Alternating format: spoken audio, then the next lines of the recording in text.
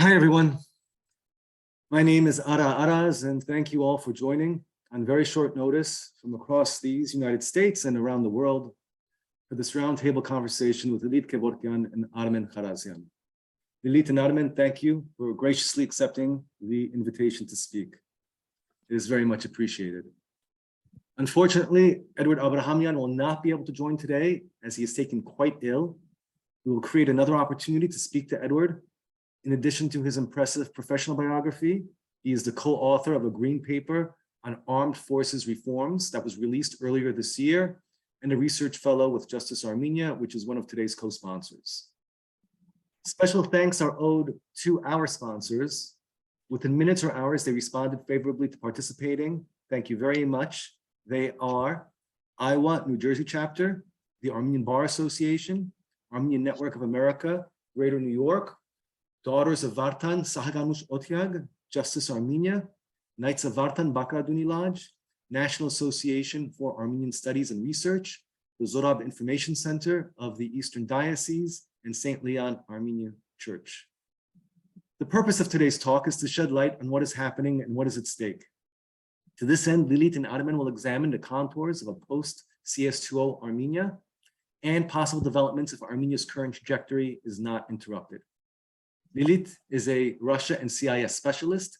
She is responsible for analyzing the macroeconomic, political, and security and business environment of Russia and former Soviet republics, and is a frequent contributor to major media outlets. Early in her career, she worked for the Ministries of Foreign Affairs and Economy in Armenia.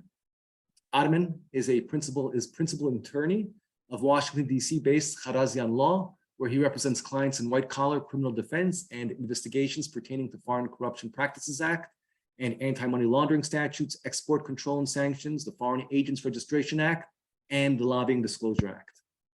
Armen is a former member of Armenia's Foreign Service, where he held senior positions as Deputy Chief of Mission in Washington, D.C., and head of the Foreign Ministry's Arms Control and International Security Affairs Department. His prior postings include Armenia's delegation to the Nagorno-Karabakh peace talks.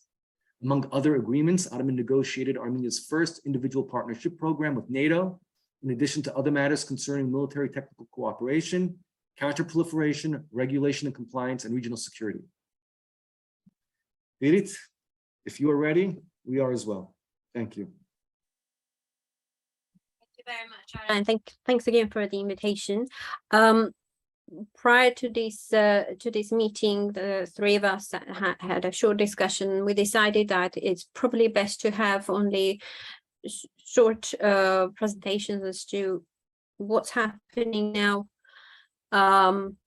what are potential ways out, which myself and Armen will try to explore in probably in the next 15 minutes or so. And we thought that a more interactive discussion would be more useful. Today's meeting, today was quite an eventful day as Nancy Pelosi is visiting Armenia, high-level representation in the US. Most importantly, the message that she brought to Armenia was quite strong and quite clear. In a nutshell, the US is effectively signaling that it is standing in support of Armenian democracy, but also, unlike in previous cases, the message was not only about democratic institutions and progress and so forth that has been part of the US-Armenia dialogue in the past, but the key message was about security. And the link between the security and the success of this democratic progress. And the key message that I took away was that Armenia needs to formulate its needs to put forward to US and allies. The key message that I got from the crowd, journalists who were representing public opinion, was the concern. Would it be a possible transition from Russia-centered security architecture to a non-Russia-centered or US-centered security architecture. What about the threat, the immediate threat that presents Azerbaijan, and through Azerbaijan also Russia, as well as Turkey? These events are, I think, the Russian, the US delegation, in fact, stated that the visit was planned earlier, but it coincided with dramatic events that took place on the 13th of September. They have been characterized in different ways, depending who was talking, describing the events. Russian government called it misunderstanding over the border delimitation.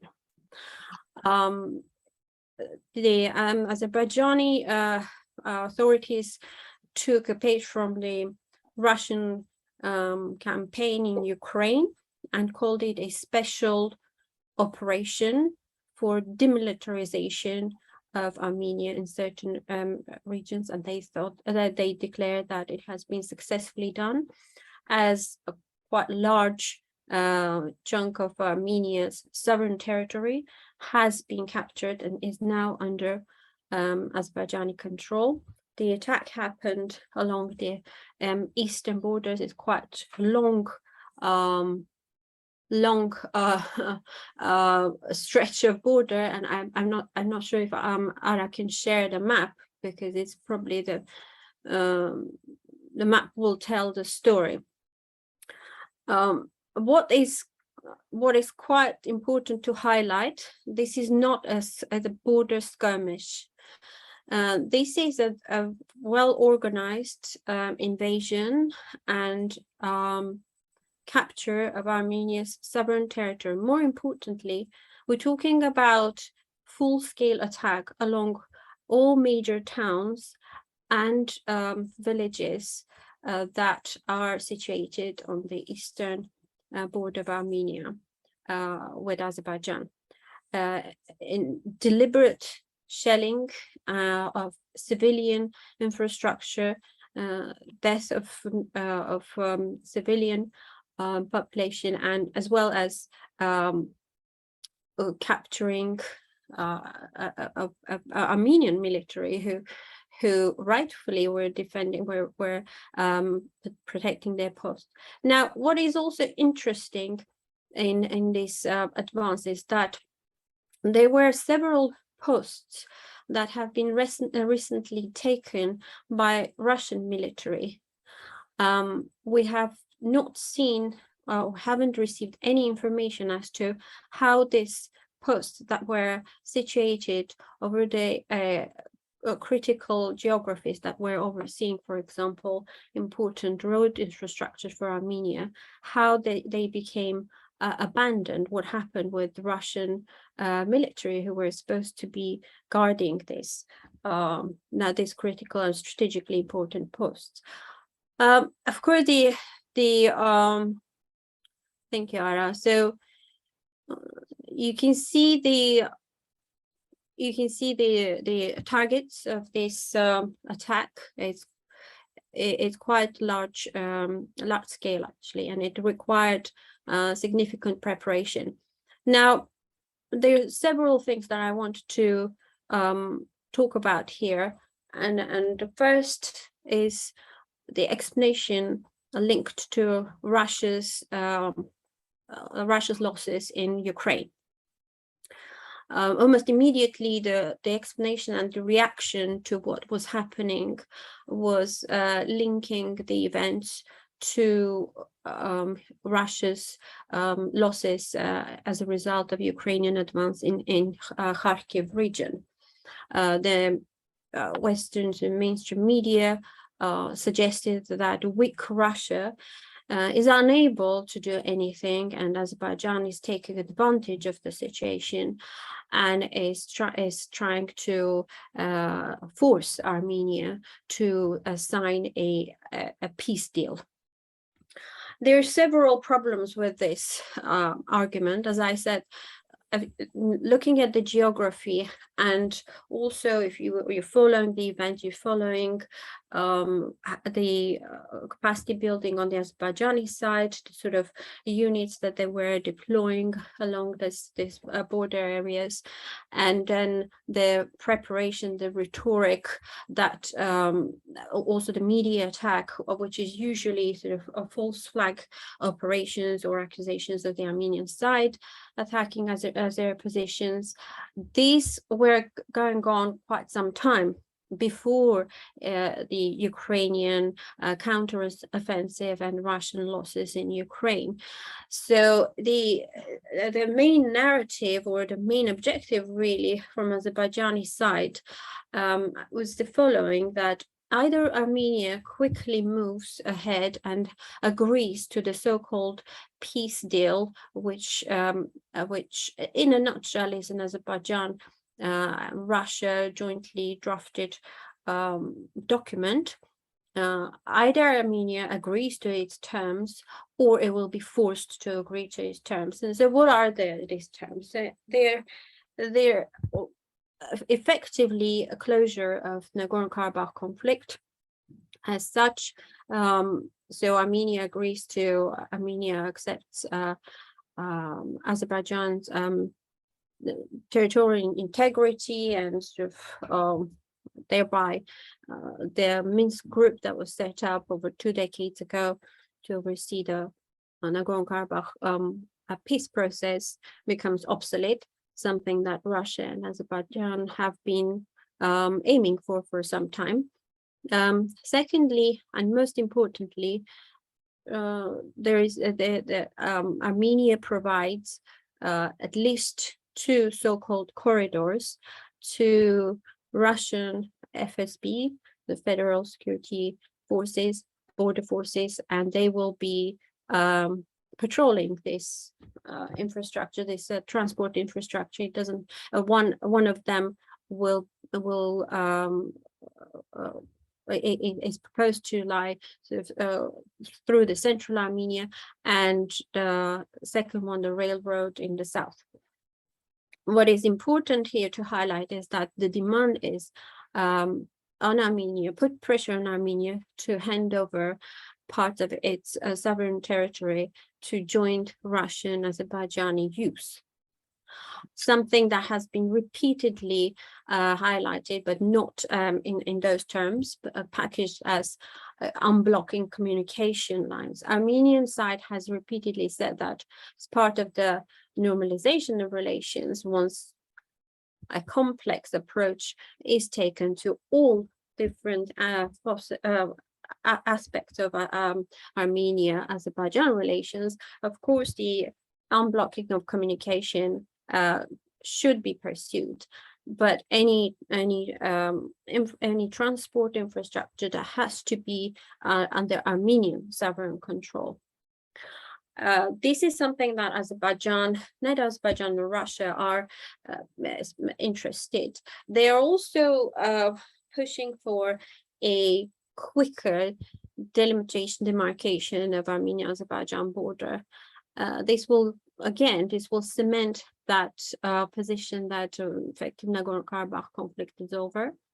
And most importantly, it will also allow Russia to proceed with Armenia's, we're bringing Armenia into union state.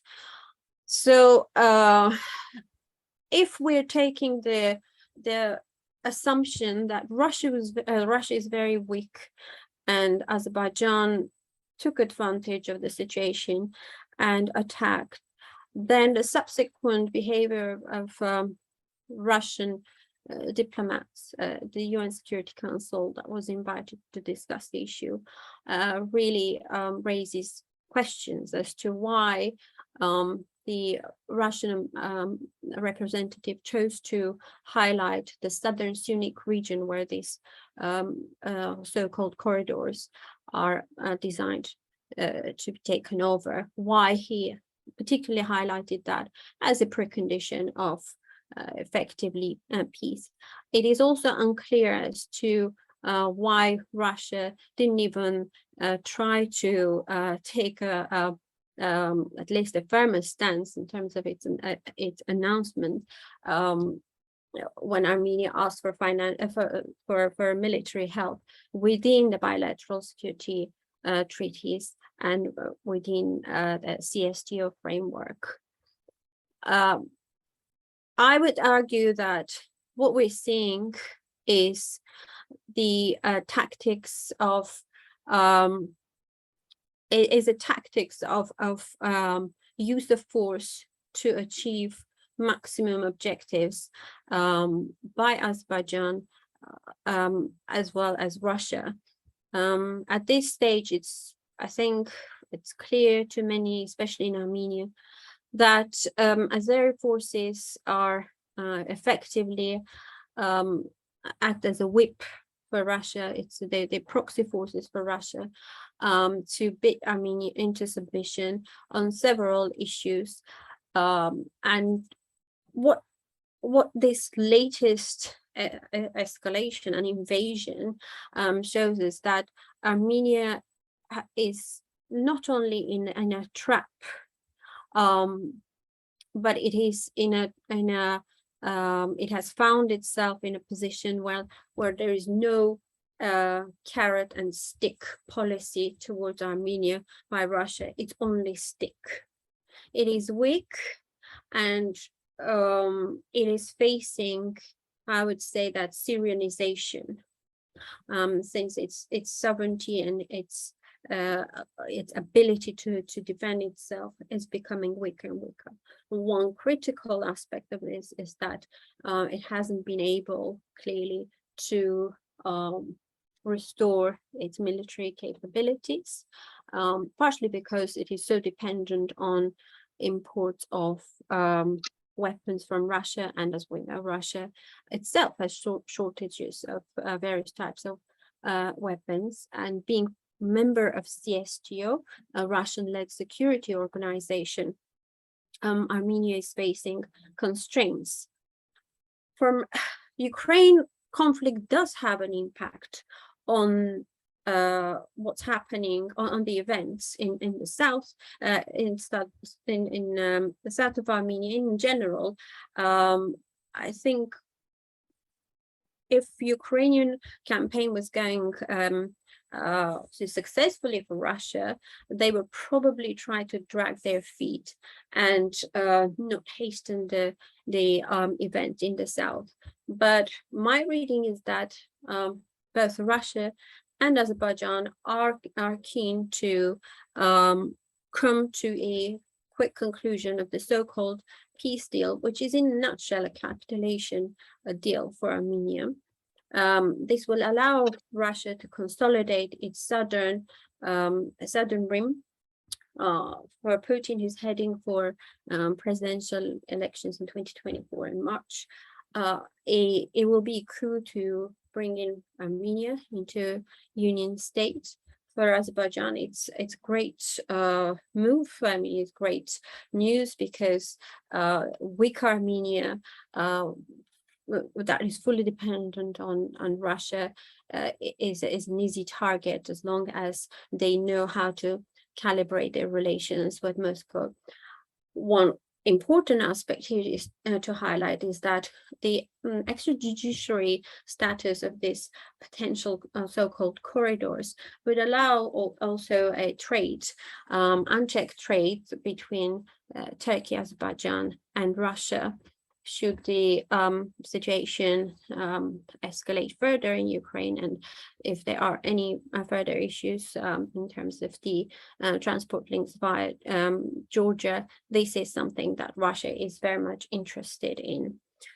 So I will try to sum up my main points in the next couple of minutes and then pass the floor to Armin. But I would highlight that as we stand, Armenia is facing I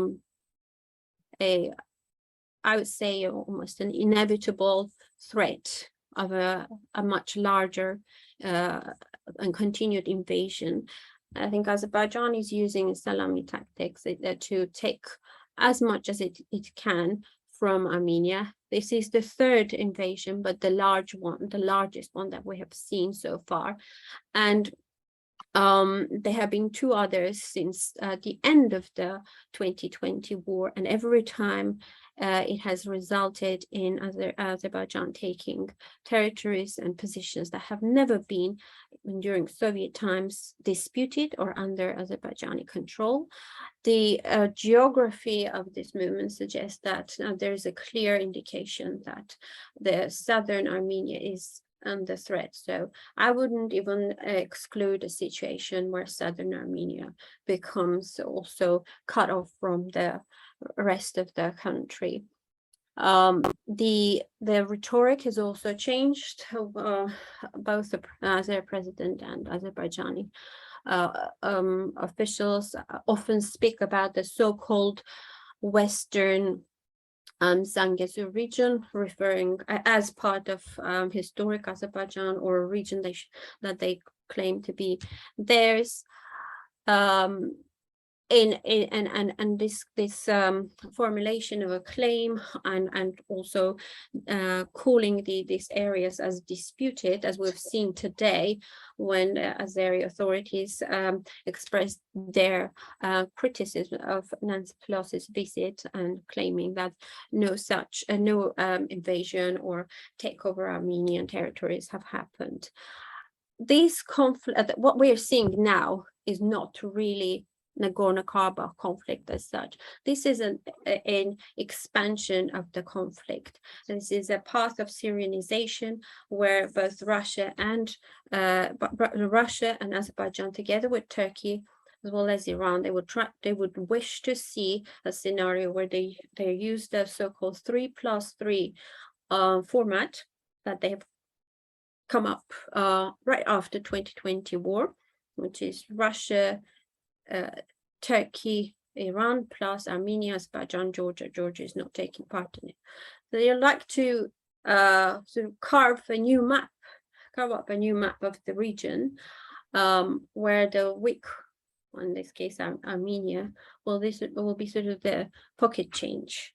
And this interest, sometimes they are competing interests, but ultimately the objective is to leave out the West, especially US, from the processes that have been there for decades. Needless to say that if Armenia falls, then the next target will be Georgia. Armenian authorities, as well as the public, is fully aware and realizes what awaits the country.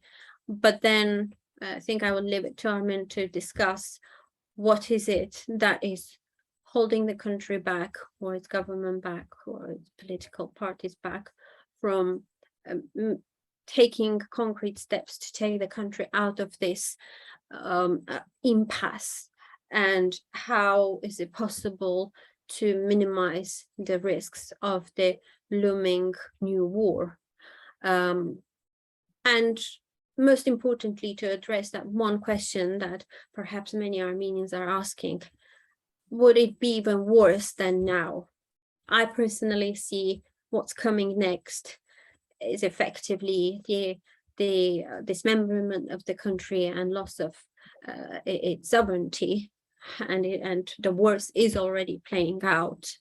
But there are historic fears, there are some unjustified and some justified fears that perhaps is worth exploring. Thanks.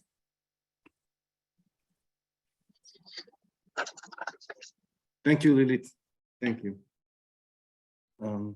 Armen, just I want to know, we do have some questions coming up, but we're going to have Armen talk also.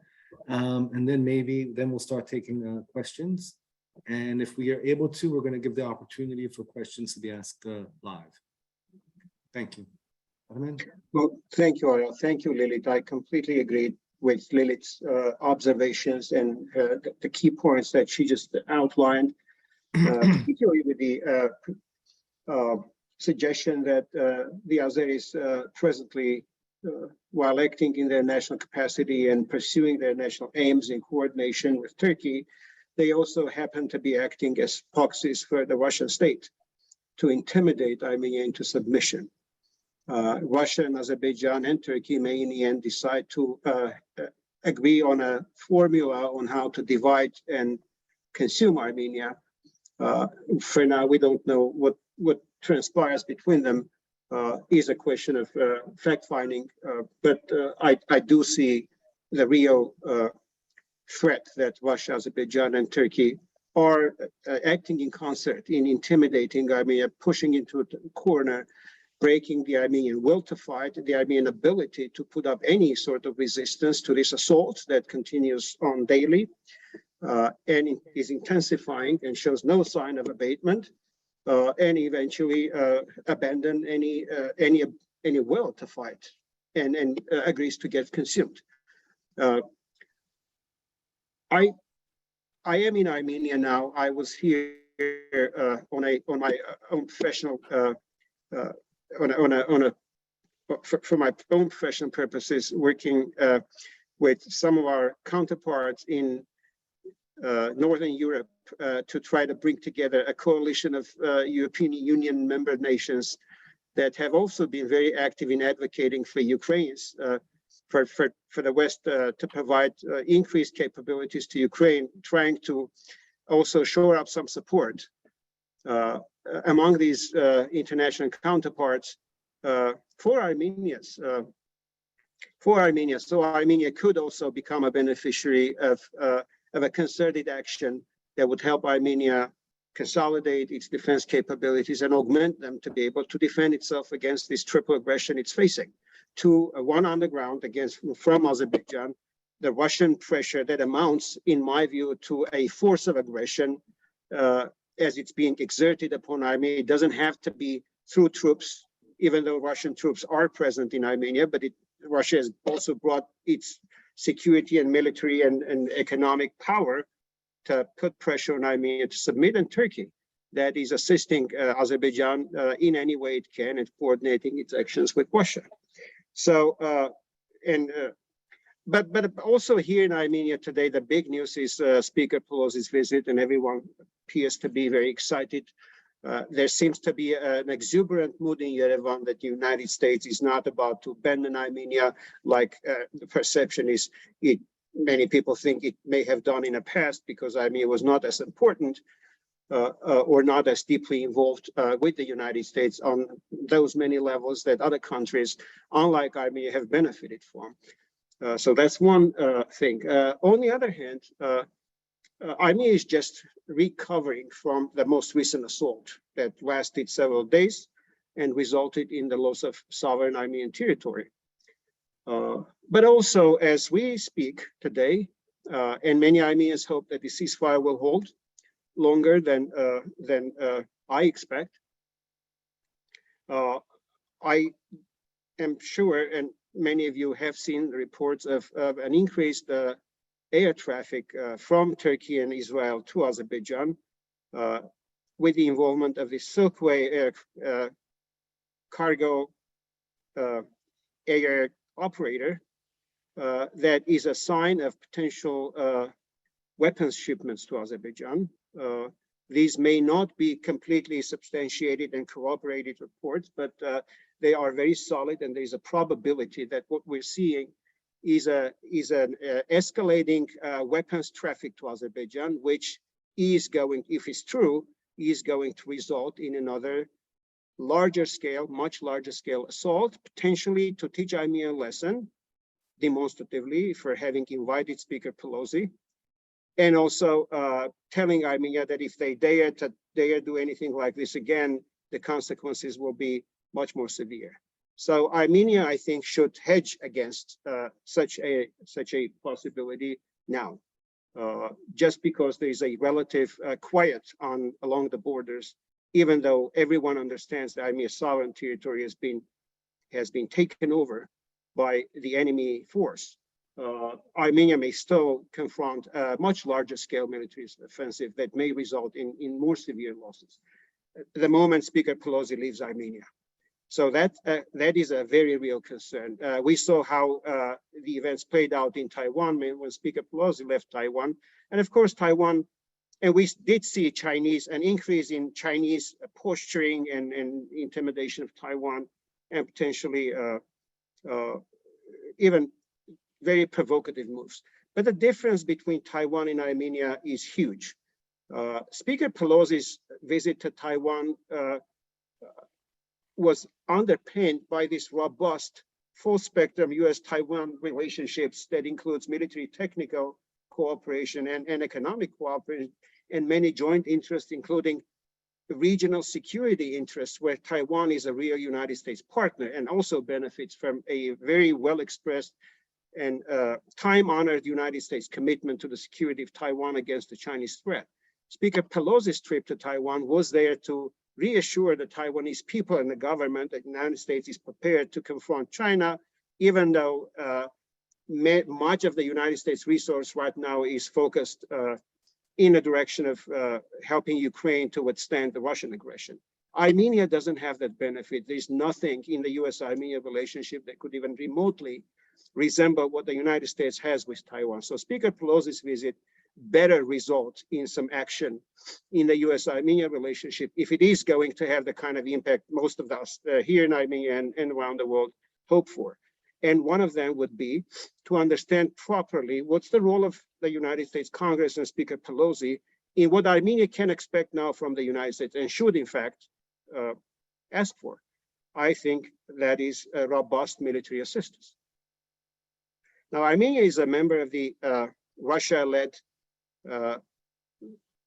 triplet of blocs, a military bloc, the Collective Security Treaty Organization, an economic bloc, the Eurasian Economic Union, and the so-called political umbrella organization, the Commonwealth of Independent States, this most recent one being one of the earliest frameworks that Russia put up to prevent an uncontrolled drift of its former positions, the way they thought of us and others, but rather keep them confined and slow down the momentum that was generated by the breakup of the Soviet Union. Armenia was one of the earliest cheerleaders of the CIS, eagerly joining it, and the accession to CIS was sold to the Armenian people as a way to execute a civilized divorce. In fact, I think it turned out to be exactly the opposite. It acted as a restraint on Armenia, as Armenia had probably its best opportunity in centuries to break away from Russian domination and go out and build meaningful relations with the rest of the world, including political, security, and economic, and exploring its geopolitical rationale free of the Russian shadow. Armenia didn't do that. Now Armenia is in this triple confines of these organizations that prevent Armenia from meaningfully working with the West in terms of obtaining the kind of knowledge, technology, ability, and weapons to be able to defend itself. Armenia has also not done what it should have done in harmonizing its national legal and regulatory framework to provide for the security of the equipment if it ever were ever to ask from the West and receive. It's a national export control system that would enable Armenia to establish eligibility for major weapon systems to be provided to Armenia, as well as training and continuous support. So Speaker Pelosi's visit is an opportunity to raise these issues just because Armenia hasn't done it. And Ukraine, by the way, has already completed many of these steps that now have enabled them to receive such a large variety of military equipment that is helping them to be successful in the battlefield. Just because Armenia hasn't done it doesn't mean Armenia shouldn't start doing it. The argument I hear against a move like that is that Armenia needs time to do it, and now they have no time at all. Armenia is facing an imminent existential threat from Azerbaijan, and if the Armenians were to also think about that threat in terms of Russia, then that's going to make Russia mad, and Russia is going to retaliate, ending putting Armenia in a much worse situation than it could be if it were to act with a little bit more deference towards Russia. My question is, how much more deference would Armenia have to display to be able to achieve its objectives? I think the opponents of Armenia's decisive action in the face of this predicament, who think that Armenia should not abandon its existing security arrangements, I think they are mistaking cautiousness and caution with appeasement. Appeasing Russia is not going to solve this problem, it's going to make it worse. And we've seen the evidence of that. As Lilith correctly mentioned, we haven't seen any Russian condemnation of Azerbaijan's aggression against Armenia, whereas we've seen the majority of Western nations who've expressed a position on the Azeri aggression being very clear that Armenia's national sovereignty and territorial integrity is not a subject to any compromise, including any conversations about any corridors whatsoever. And so normalizing this discussion even is something that I think is detrimental and should not be tolerated. There should be no corridors. There should be no compromises on the Armenian national territory. In fact, there should be a very consistent diplomatic push by the Armenian side to demilitarize the areas around Artsakh that Azerbaijan recently took military control over. And I'm talking about Karvajar and some of the other strategic pockets bordering both Armenia and Artsakh. It is instrumental for any lasting peace in this region that there be no Azeri military formations present in these areas, because obviously these formations not only present a clear and imminent danger to the people of Artsakh, but also to the national sovereign territory of Armenia. So I think as Armenia, if Armenia ever re-engages in these negotiations with Azerbaijan about any sort of peace deal, one of the first things the Armenian side should raise is demilitarization of the areas around Artsakh. And the total exclusion of any Azeri combat capacity in these territories, if Armenia is ever going to consider some form of a peaceful resolution to the Artsakh conflict. So that's one observation I'd like to make. On Speaker Pelosi's visit, I think, well, we all know that Congress holds the power of the purse. And we all know that any United States major policy action requires budgetary support. We also know that Speaker Pelosi commands a tremendous authority and respect within not just her party, but also across party lines in the foreign policy and national security communities as well. And we also know that many supporters of the Armenian American community also involve key members of the congressional leadership, including chairman of the Congressional Intelligence Committee, Mr. Schiff. So Armenia does have a fair amount of support in the United States Congress, both at the House of Representatives level and in the Senate, to be able to work with our traditional friends and those who would like to come to support Armenia, who have not traditionally been active in the Armenian American causes. Now that Armenia is facing a threat to its national security by Russian proxy forces and Turkey and Azerbaijan, three, expansionist, revisionist, authoritarian powers determined to work together, often to the detriment of the United States national interest, to overturn established long-term military status quo in multiple regions. Maybe if Armenia reaches out to the United States government, what Speaker Pelosi's being in Yerevan could present as an opportunity is to explain that Yerevan anticipates congressional support if it comes to this in terms of policy, if the administration were to articulate one, and budget. If there were an agreement between the administration and congressional leadership that Armenia should become a beneficiary of major United States commitment to Armenia's security.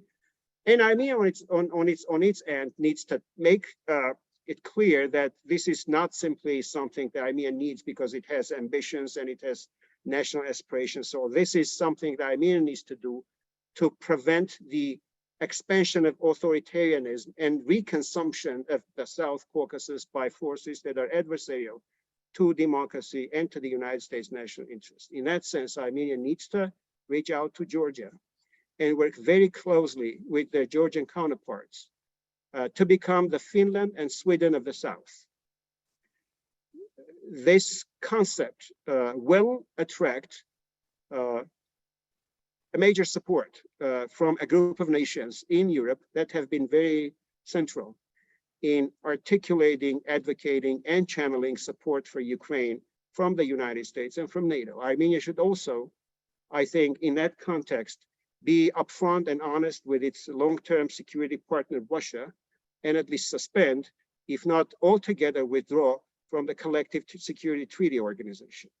Armenia can move to suspend its participation right away, with the understanding that if the problems and concerns expressed by Yerevan are not properly addressed, and if Yerevan is not given the satisfaction that it deserves, given the Russian commitments, both bilaterally and within the CSTO, Armenia will move to completely withdraw from the CSTO. At the same time, Armenia should begin consultations with the United States and many Western partners, not necessarily in Brussels, but probably also in Brussels, in London, and in many Western European capitals, to begin the establishment of an assessment mission to Armenia that would come and understand what Armenia's risks and opportunities are, what the Western resources are, and how the Armenian national capacity can be bolstered, augmented, to allow Armenia to defend itself at least against one of its most formidable foes.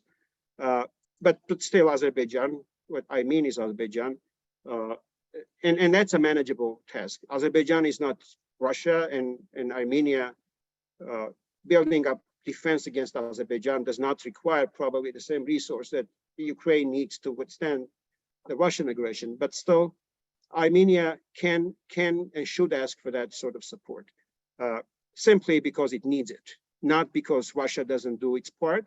Russia isn't doing anything, but because Armenia is facing a real need to clean up its house and stand up and dust itself up and stand up for its own defense. Armenia needs to do that.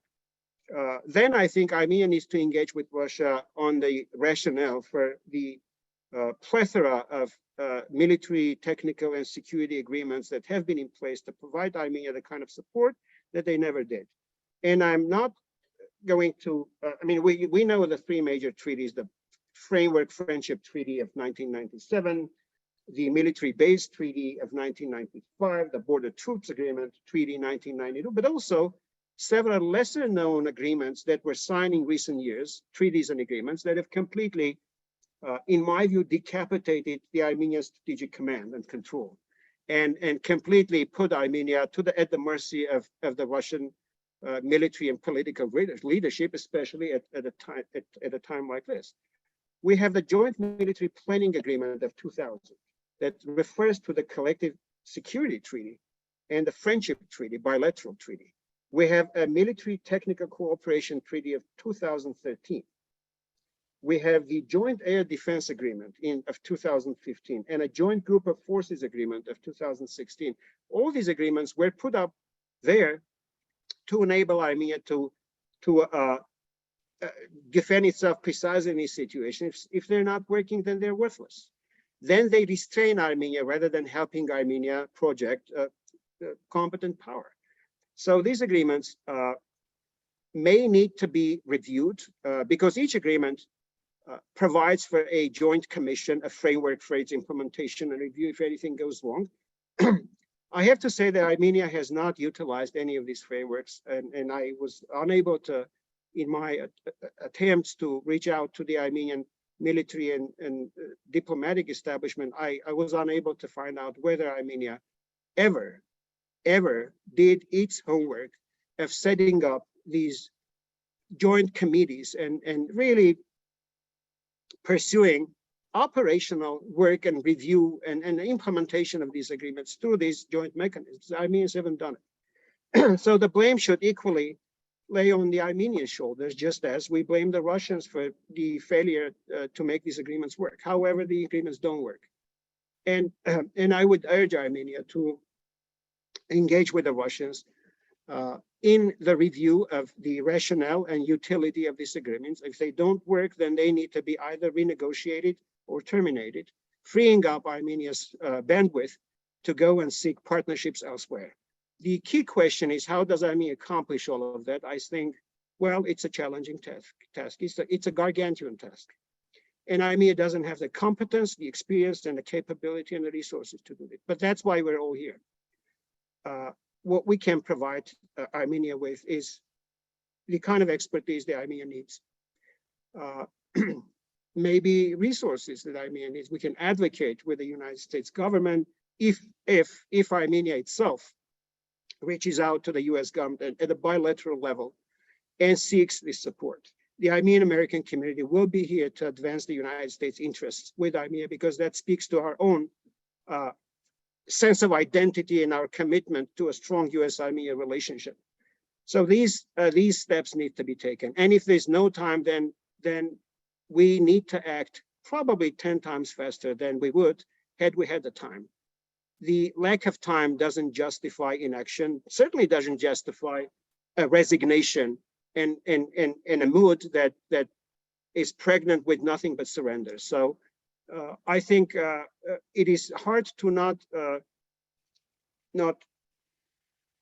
sound the alarm bells strongly enough that if we don't take action, if Armenia continues to do business as usual, if Armenia continues to remain intimidated by the prospect of losing the only security framework it has ever known, Russia, then Armenia is not going to survive the way we know it. So now is the time to break free.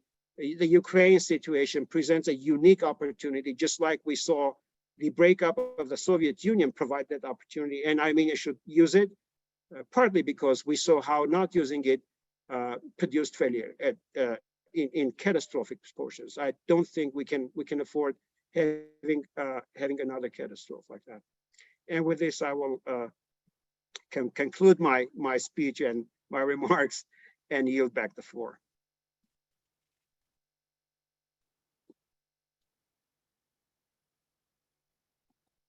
Thank you, Armen.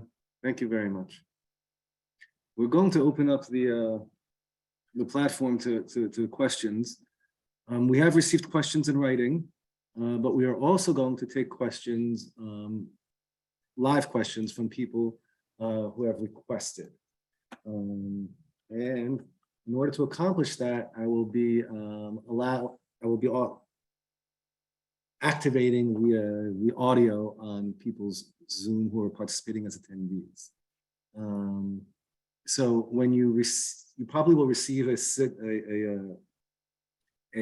post saying that you've been asked to be activated, and you're asked to also activate. Armen, do you hear me? Yes, I do. Yeah. Okay, Armen, would you like to ask your question? I do. Thank you very much, Ara, for putting these programs together. Armen and Armen Morian here. It's nice to see you. Nice to see you, Armen. We begin very quickly by thanking you and Lilith for these extraordinarily clear and frank speaking these extraordinarily clear and frank truths that we all need to hear. Very quickly, I'll try to get through this as quickly as I can. It sounds like there's a lot that Armenia needs to do, which is going to take time for Armenia to do. So the first question is, what can Armenia do immediately to forestall a catastrophe, which is surely coming and may well be coming in a matter of weeks, not a matter of months or years? That's question one. The second question, very closely related, is you touched on this, Armen, which is advocacy. So it seems to me at this point that there has to be a clear set of asks and demands that the Armenian diaspora community has to make of its own government right now, and Armenian diasporas elsewhere in the West need to make right now. And what the question is, what would those be? We need to work on that messaging, and that messaging has to be consistent, and it has to be essentially short, easy to understand, and it has to be pounded home every single day, whether we're on the streets protesting, whether we are on television, whether we're writing editorials, etc. Thank you. Thanks, Armen. Would Lilith like to go first, or would you like me to?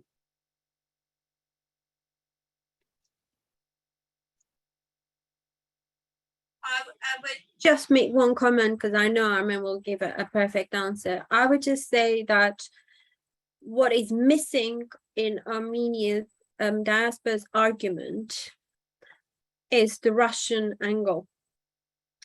And this is why you're not presenting the full picture. And it has to be very objective analysis. This is not about lobbying. It's about objective assessment of the situation, objective assessment of each country's interest, what they're pursuing, and what it means for in this case for the US interests, what it means for US when Armenia sinks and it's effectively on the way. So and the geopolitical implications for the region, for that emerging European bloc that is now being led by Ukraine, fighting for its freedom. I think we have to understand, and we have to also put in that context, because fears that Russia has, perhaps justified, is, you have a country, Armenia, which doesn't have borders with Russia, but it does have strategic value for Russia. So what do you do to make sure that it doesn't go anywhere, especially when you have troubles in Ukraine? You want to secure your southern flank, and you have a partner, Azerbaijan, and another partner, Turkey, that are ready to help. I didn't talk about Turkey. You have a president who's facing difficult elections. I see that there are threats to Greece, but I think that Armenia is low-hanging fruit for them as well. If there is a joint operation against it, then Turkish president can also claim credit for it and boost his ratings. It's an extremely vulnerable situation that Armenia has found itself, but when you're presenting the case, Armenia's sole interest, I fear, are not enough. But Armenia's fall will have ripple effect for the region and for the interest of other countries that perhaps didn't really care that much. But I think that's something that has to be put forward when Armenians are presenting, and not simply say, not simply talk about Azerbaijan actions. I think that's important. That's all I wanted to say. Sorry, it's been long. I absolutely agree with Lilith on this. I also think that, back to Armenia, your first question, what Armenia needs to do, first of all, is to communicate under the urgency of the situation, and which many partners do understand. Western partners, Western embassies here do speak out now much more freely and much more articulately about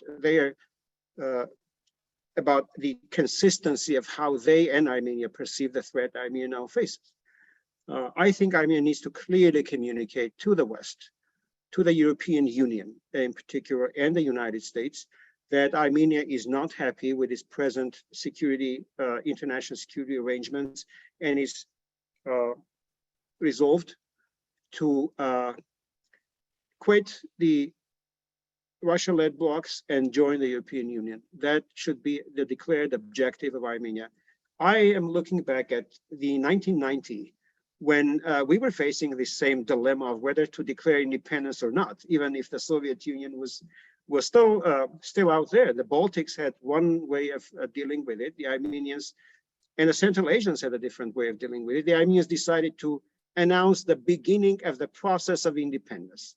Now, that was a disputable thing to do, and Petrosyan came under a lot of criticism from the left and the right for being too hasty and for being too slow and too aloof to what was shaping up around Armenia. And Armenia needed to be, and the argument being one of them being that Armenia needed to be much more proactive in seizing the promise and momentum of independence and riding on it, rather than waiting and tailgating. So here, I think methodologically we have the same situation. Russia and its security architecture is discredited, prospectless, and is most likely than not coming apart. At the very least, the only party it serves is Russian ambition, is a sick ambition of the Russian dictator. It's the only purpose these security arrangements serve.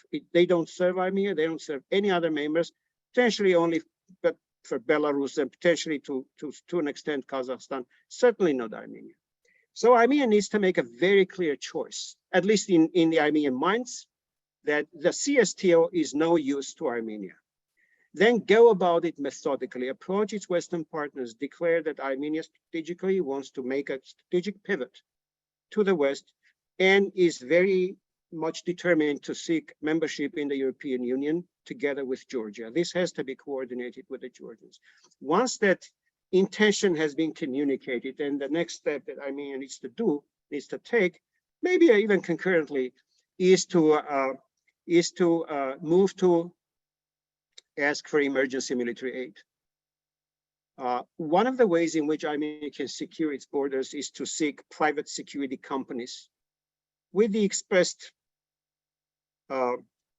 authorization of the governments of origin to be deployed along the Armenian border for at least 6 months. And as they're getting deployed, also train the Armenian forces, fighters, in their trade, so that when the time comes and the security companies leave, or Armenia no longer wishes to pay for them, the Armenians have the ability and infrastructure to defend their border. Homeland defense is the key, one of the key things the Armenians need to do right now. And there's no need to wait for Russian permission to bring private security companies, because these are contracts. Armenia is free to enter into contracts and is free to pay any security company, bring them, deploy them. Azerbaijan does that. Azerbaijan has been doing it, in fact, for a long time. Russia practices it in Ukraine. Ukraine takes advantage of Western military, private military presence as well. So Armenia should do it because the Armenians don't have the ability, the wherewithal, and I would say, unfortunately, the willpower right now, and the faith in their own ability to withstand the Azeri pressure. So we need private security companies here. I think our community can play a role. But unless Armenia itself expresses its intention, we're not going to be able to do much. So there's no room here for improvisation. The second thing is, once Armenia is able to communicate that and work relentlessly on getting that assistance, Armenia needs to take steps to meet the eligibility criteria, at least on a provisional basis, that would enable the deployment of these troops and this training. And then Armenia needs to take a longer term action plan very seriously, develop one with the United States on how this initial provisional aid that's intended to help Armenia stand on the water, not go under it. And then how it's going to transition into a longer term capacity building effort.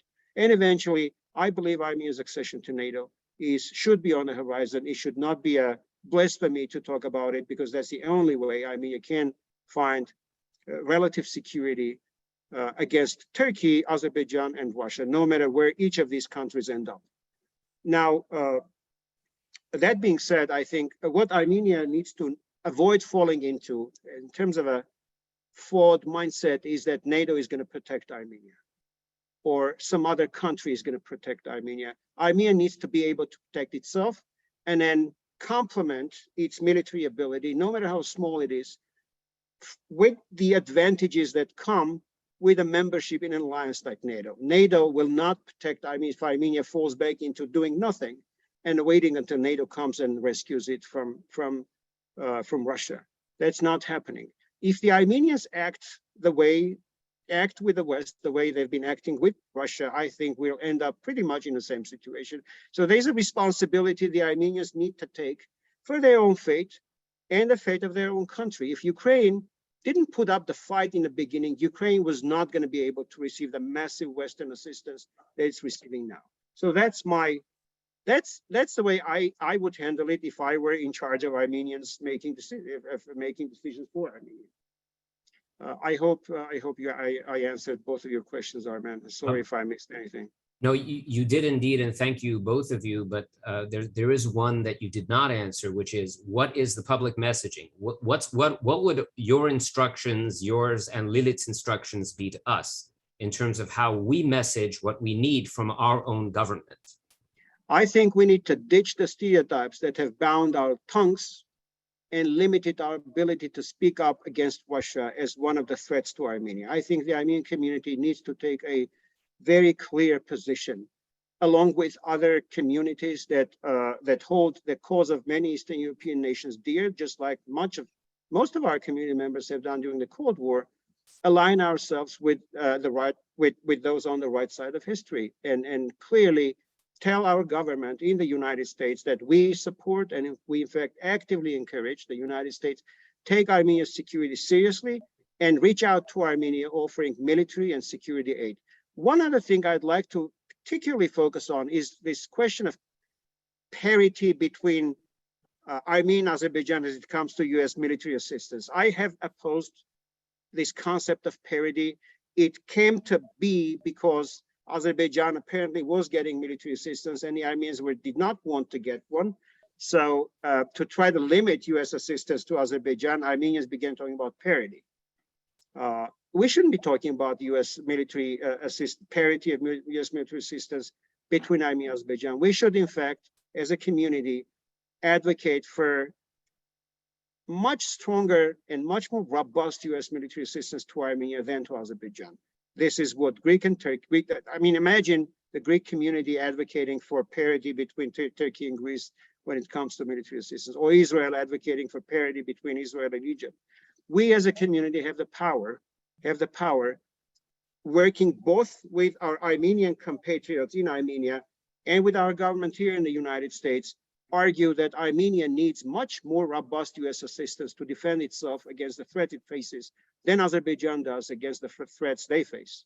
So there's a clear US national security rationale to support Armenia, because a stronger Armenia means weaker Russia in that region. A stronger Armenia means a less assertive Turkey. And here I would not be shy to point out that the regional context, we've seen an uptick in US assistance to Greece and Cyprus. Now that introduces a completely new dimension in this game. Greece and Cyprus are traditionally known as some of those within Greece in NATO, and then both of them in the European Union, have been very close to Russia. Cyprus was in fact a target of US trade restrictions, defense trade restrictions, for its coziness to organize Russian crime money and its openness to Russian military vessels to enter its ports. Now Cyprus appears to be working with the United States. They were upgraded from export control list B, I believe, to list A 2 years ago, and Cyprus is now able to receive military assistance. I would not suggest that that assistance might be on par with NATO, but it certainly signifies a very important shift in dynamic when it comes to the United States commitment and engagement with both Greece and Cyprus. My understanding of it is that there's a very serious concern about how the United States takes action to prevent Turkey's monopolization of the benefits that come from being a NATO member and then making itself the superpower of the Mediterranean, North Africa, and Southern Europe. So in that context, Armenia and Georgia do have a role to play. Then, assuming that the Iranian issue may get resolved and the United States may become more open to seeing Iran as part of a larger positive political effort in that region to bring peace to the Middle East, I think Armenia and Georgia could well be placed to articulate for a rationale for that region that would be anchored in establishing a strategic corridor between the Black Sea and the Persian Gulf. And Armenia should play a role in it, along with Georgia. And if that were to materialize, this would have a much more strategic regional impact, cross-regional impact in world politics than Baku-Ceyhan, because it will in fact bring Ukraine close to Dubai. And Armenia would be right on that axis. So, and this assuming that the US-Iranian relationship really presents itself as something that's capable of improvement. But other than that, I think European Union is a clear perspective that Armenia should pursue. And we here in the United States should encourage our government to support Armenia's aspirations. In fact, encourage Armenia to speak up and be much more assertive about embracing the opportunities that history now presents. Thank you, Armen. Armen and Lili, we have many questions. And I'm going to give a written question, and then we're going to take Catherine's question. But in the interim, Lili, you sent me a map, so why don't I'm going to share my screen so we can show that map. Thank you, Ara. While you're sharing it, there was a question about whether there are any troops now Yes. present in Armenia. Yes, there are. Azeri forces are standing only 2 kilometers away from the town of Jermuk. The town is nearly empty. Most of the villages are empty.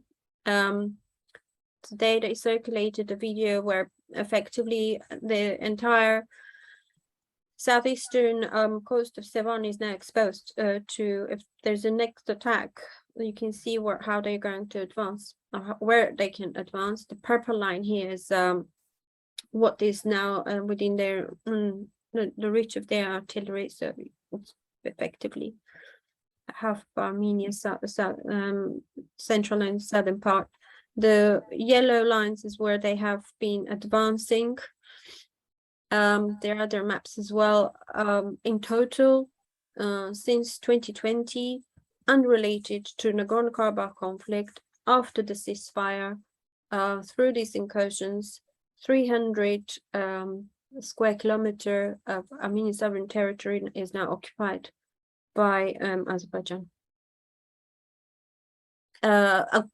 Simultaneously, in the south, Russian troops have moved in, and the reports that they have tried to cordon off the south, the entire parameter along the Iranian border, trying to establish their control.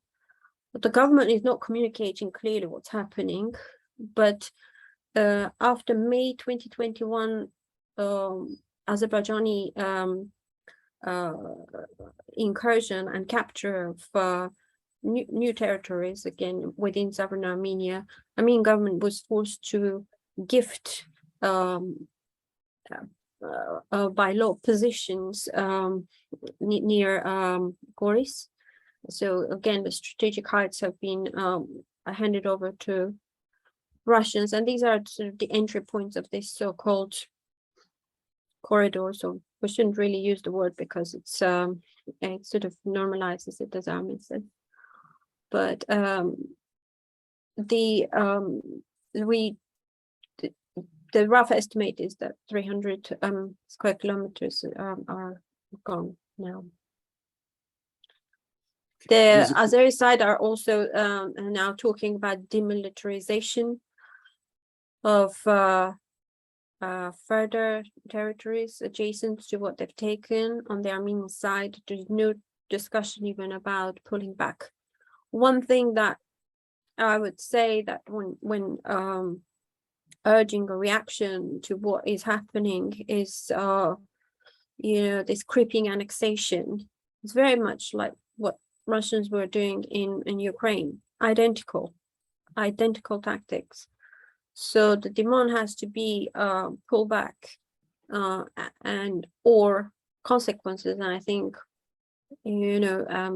sanctions or threat of sanctions is perhaps the most effective tool when it comes to blatant violation of sovereignty.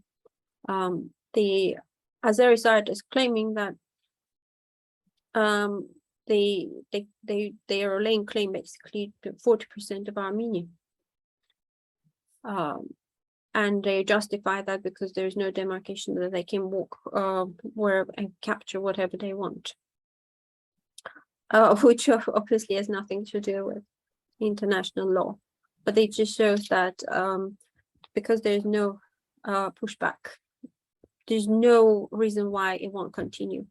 One thing that I also want, one aspect of this, why Russia is also enticing sort of Azerbaijan to go into this type of action because, as I said, it has nothing to do with Nagorno-Karabakh region. The more Azerbaijan gets sucked into sovereign territory of Armenia, the more tensions there will appear between that country and the West, and more sort of entrapped it will become. And so the south of Armenia and Nagorno-Karabakh will be one whole zone of conflict, with Azerbaijan being sort of sucked into that as well, which is, one way of controlling that country. And no wonder that some Azeris have started questioning as to what's the purpose of these invasions. I mean, a vast majority are jubilant, and the atrocities that have been recently committed have been celebrated, but some lone voices have questions as to what is the consequence of what their actions of their president. If I Thank may you, add, if I may add a piece of, I would, in response to Armin's questions, very quickly, two things. Armenia could benefit from, if Armenia asked the United States for information sharing, intelligence assistance, to the extent the United States is able to do that. And that's number one, on a provisional basis, and also logistic assistance. Armenia should be able to minimize Azerbaijan's ability to engage and can carry out this international trade in arms. Disrupting this logistics network, I think, and degrading Azerbaijan's international abilities, at the same time augmenting Armenia's, could be something that I think is very doable. It depends on how well organized the Armenians and their international partnerships can be. Thank you. Is there a risk that if Armenia renounces the CSTO, that the Russians will give Azerbaijan a green light for maximum military action that so far has not happened? I think the Russians have, they're acting under an understanding with the Azeris that they work in concert. And I'm not sure what the maximum green light would be, striking Yerevan. If they're able to do that, then they're going to do it one day, unless Yerevan submits. So if we are going to back down against that prospect, I would say then our entire conversation is pointless. The Russians may or may not give the green light. It doesn't relieve us of the obligation, responsibility to stand up and prevent whatever catastrophic scenarios Russians and Turks can conceive. It is our responsibility. We can't run away from that. Thank you. Self-defense is a fundamental, inalienable right, and no one can take away from Armenia. Armenia should exercise it in full and with fullest conscience. Kathy, you want to unmute yourself? My question was answered. Thank you. Oh, you're welcome, Kathy. You're welcome. Okay, here we have, is Georgia a model of how to leave Russia and look west? I think there's an element of sarcasm in the question. I'm not sure if Georgia should be taken as a model. Georgia is a partner, is the most convenient partner Armenia can have to multiply the impact of its own national bid to join the European Union. With Georgia, Armenia will have an easier time, and Europe will have a greater understanding of the needs in a regional basis rather than going one by one. And it offers some strategic depth. I'm not sure the Europeans want Turkey in, and if Armenia were to go alone, that might present an obstacle. But with Georgia, Armenia and Georgia can provide the kind of territorial contiguity that Armenia would not if Armenia were to go alone. Thank you. Thank you. Ambassador Evans? Thank you. Can you hear me now? We can hear you. Okay, I just have a couple of comments. I agree with Armin's point that Armenia does indeed need to defend itself. That is a right of every country, and it also is a duty to do the best for oneself in order to attract the help of others. But a note of caution here. Everyone has followed the visit of Speaker Pelosi and the things she said and others in the delegation have said.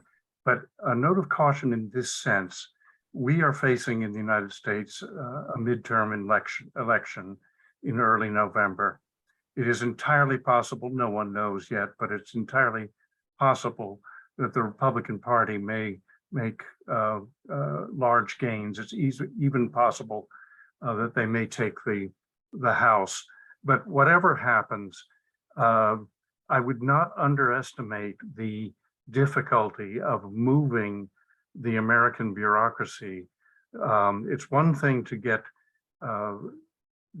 approval from members of the Armenian caucus who are from California in particular and who sit in the House, but to turn around the ship of state, so to speak, there are many people working on the other side who are accusing Armenia of being allied with Russia and Iran. Now think about that.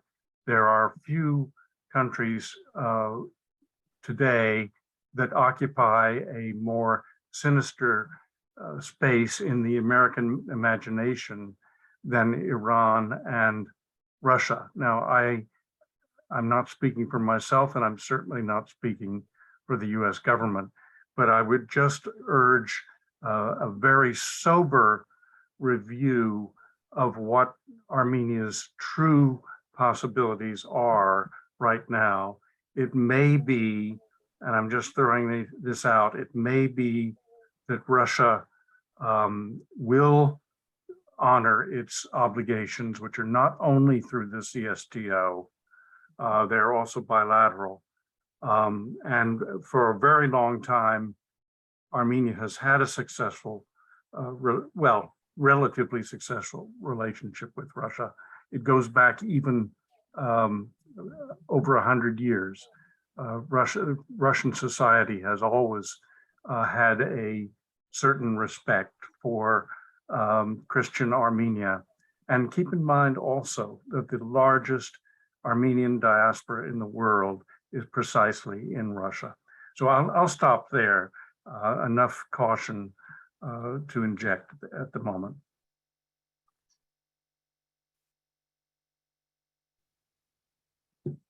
Thank you, Ambassador. Points well taken, Ambassador. Caution is always a good counselor. I would like to suggest that complements the picture you just presented is that, of course, understanding risk is paramount to any potential failure or success when one engages in exercise like that. But that risk exists within the broader framework of opportunity. So understanding opportunity and understanding risk and mitigating that risk, taking steps to mitigate that risk lest those opportunities get missed, I think is what I was arguing for. I think what Lilith is arguing, what Armenia should do. But again, there is another risk calculus that involves the risk of staying within the Russia-dominated organizations versus the risk of quitting them. Now, that risk should be also carefully weighed and to see which one outweighs which, and then put that in the context of opportunity and opportunity cost, and then tie our objectives with our resources. And then we could have a proper strategy. I think it will be much more meaningful, much more deliberate. So, but your point is well taken, with the exception of the in Russia has, I would not be as comfortable with the comment that you made about Russia's proximity, spiritual proximity to Armenia. That has not proven a very effective tool, as Armenia has faced this political and security threat from Russia to its nationhood. But in all other respects, certainly your very informed and insightful comment about US political and US politics should be taken with due diligence and integrated into whatever policy Armenia chooses to develop. If I could briefly comment, again, of course, one of the reasons why Armenia and Armenian political classes so startled in some ways and is unable to make a move or take decisions precisely because of those fears and concerns. Very often you would hear references to what happened with the US engagement in Afghanistan, for example, and so forth. The risk, mapping the risks is extremely important.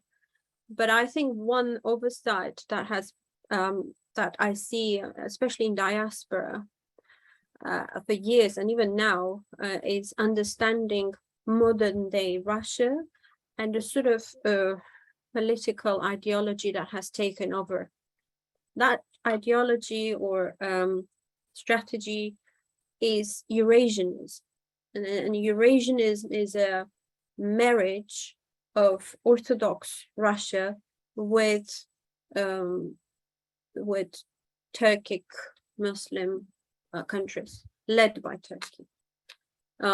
In diaspora, they're seen as competitors or enemies.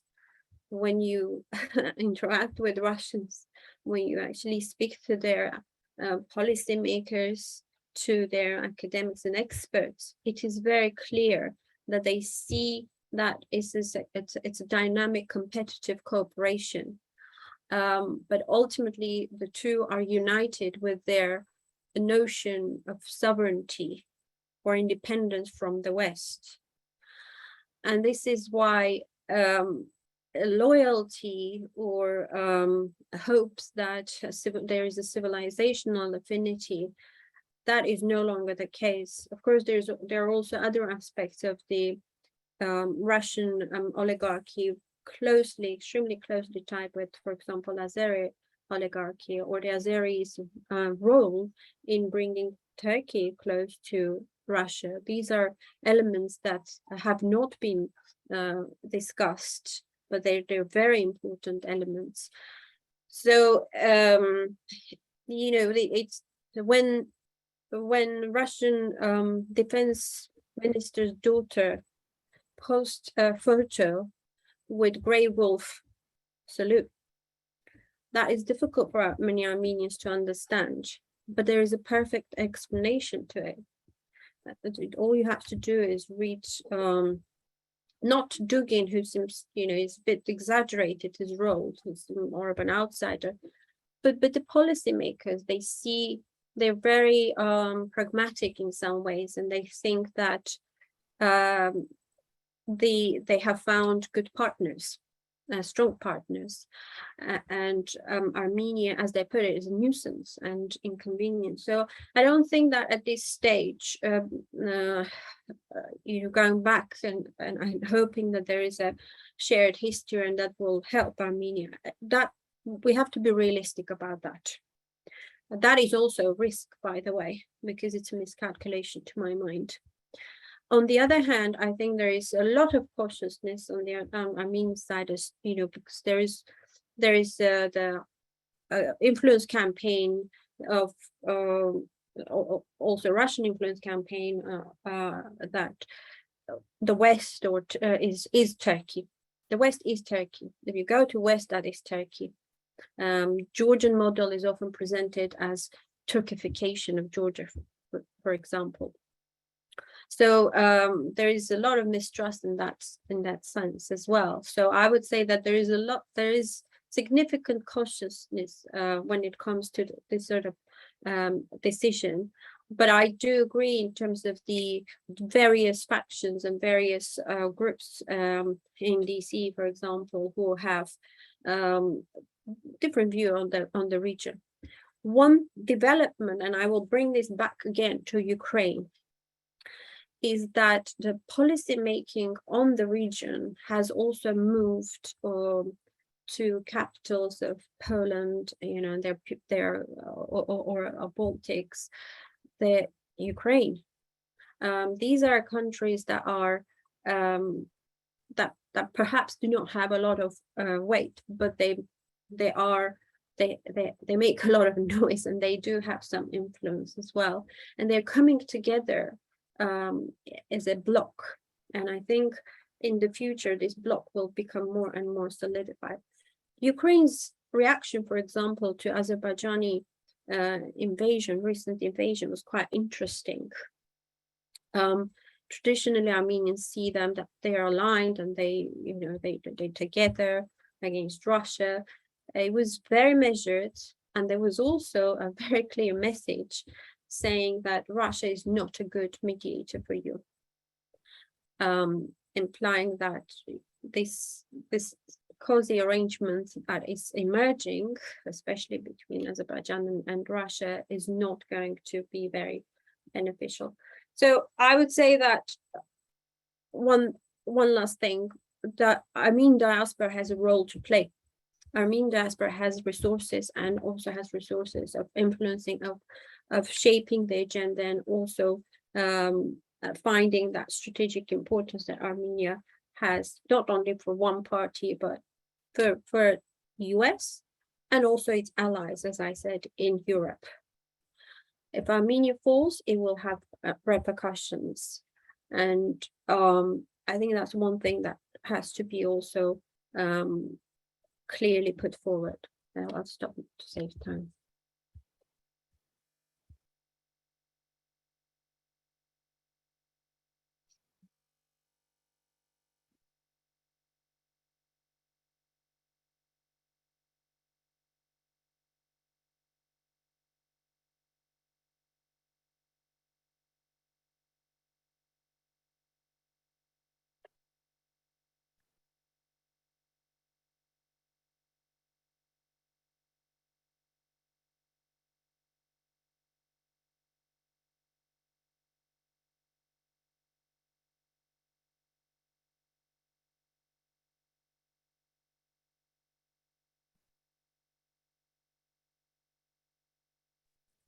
I'm not sure where Ara is. It probably has technical difficulties, but there's a question about for example, oil to Europe. Armin, I think it's addressed to you.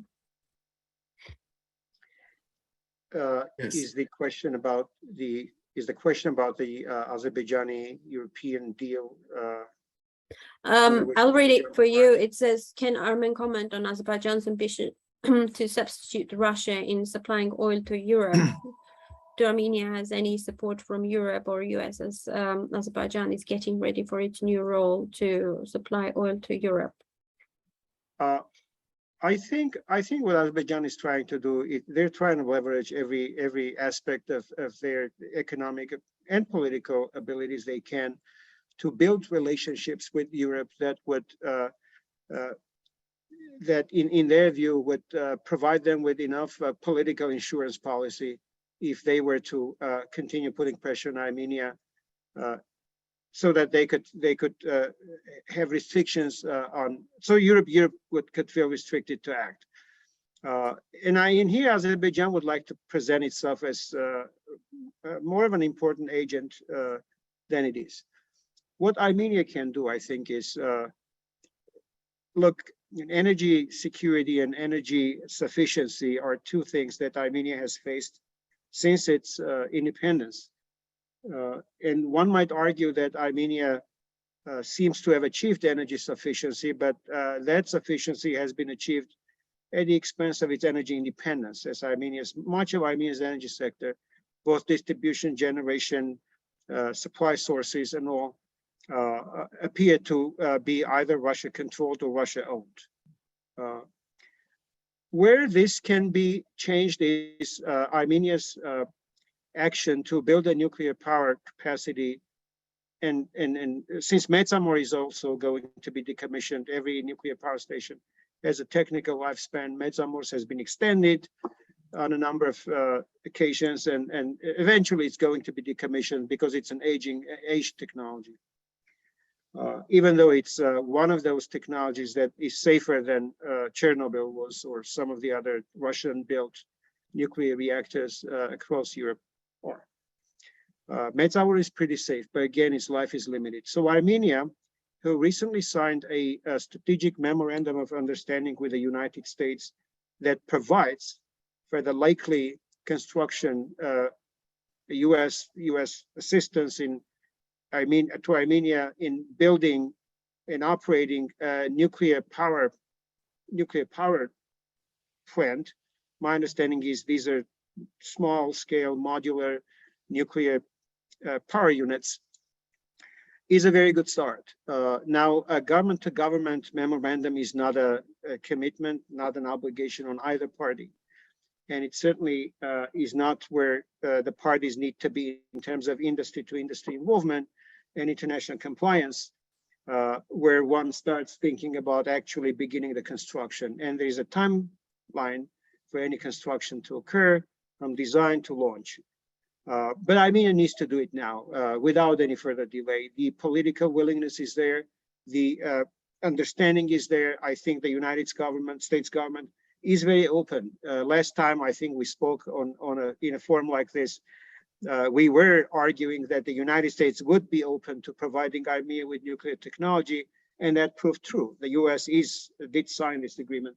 So Armenia needs to rapidly move to working with the US in identifying potential suppliers of that technology and quickly deploying them to Armenia so that it could safely decommission Metsamor and then increase the share of non-Russia generated energy in its energy balance. So the second thing Armenia should do, as I think, work with regional partners, potentially Iran, and I'm gonna explain a little bit why I think this could be something not out of the ordinary, to increase the capacity of its existing network, pipeline network with them.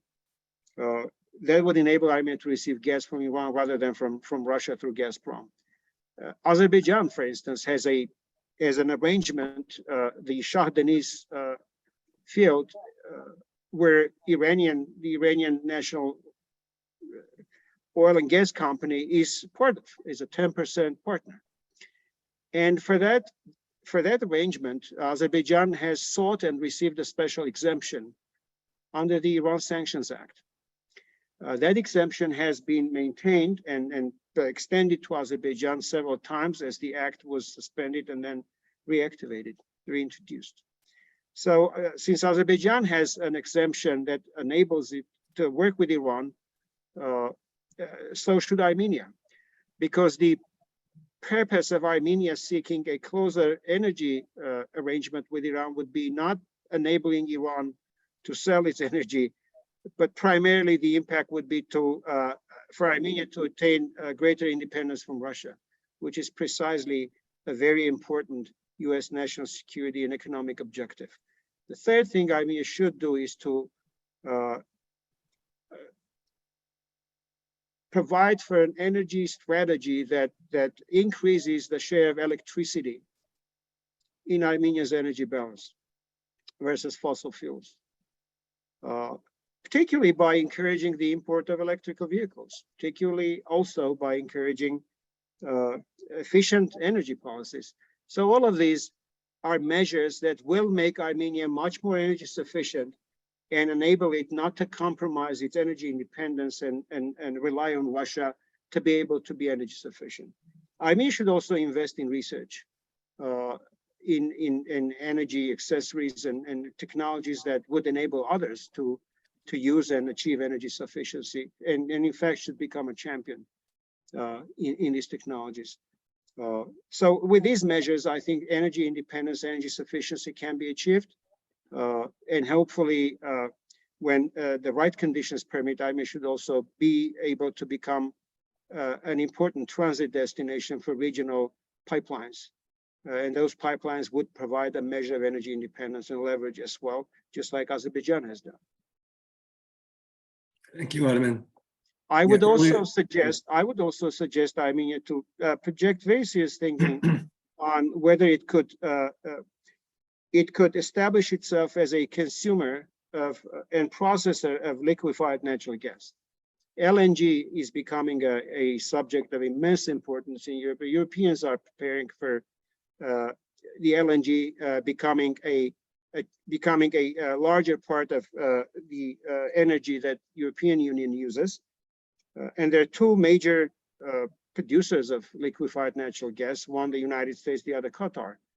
What I would like to see Armenia do is to potentially explore buying a terminal on one of the Georgian Black Sea ports, operating it to receive LNG, and then building the infrastructure with Georgia to ship it to Armenia, and then introduce it into the Armenian energy system. Jumping into the LNG game early on is critical, especially as the LNG market is going to become more and more restricted as nations start trading in futures contracts with respect to LNG. I think we're looking at something like 2027. There was a study that some of the Armenian energy companies I know have been very seriously thinking, but the Armenian government has not made a decision on this, and they need to be aware that this is an option, but also a strategic opportunity. Thank you, Armin. I unmuted Sevan. I'm not sure if it's Sevan though. Yes. It could be someone who's signed in as Sevan. Okay, we'll take another question while that happens.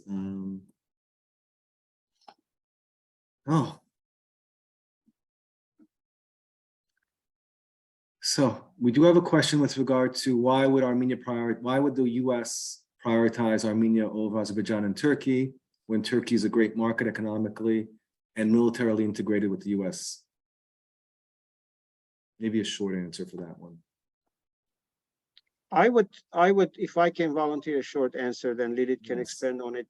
Turkey is too big, and that sometimes, and too ambitious, and that sometimes becomes an irritant and an obstacle as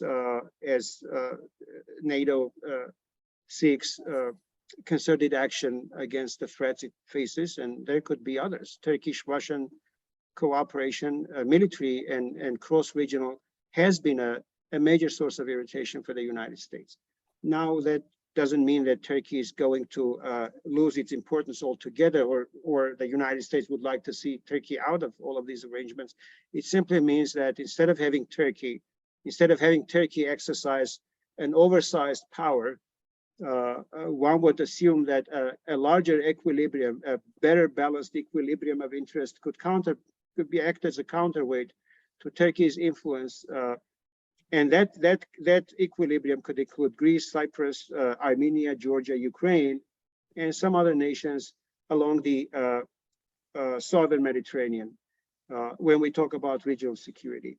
But also Armenia should market itself and should seek to build the kind of equity with the United States that would make it competitive. It may not become as competitive as Turkey is, but it would have a larger role and larger visibility, and provide the United States with options that would not support Turkey's continued exercise of an oversized role. In that sense, building a relationship with the US also helps Armenia increase its footprint, sometimes to the chagrin of Turkey. Thank you, Edwin. Anna, are you ready? Okay, Anna's not ready yet, I don't think. Armin, is there a question that you would like to ask? I'm sorry, Ara, is that directed No, to no, it's another Ottoman. It's another Ottoman. Yes. We are flush with Ottomans.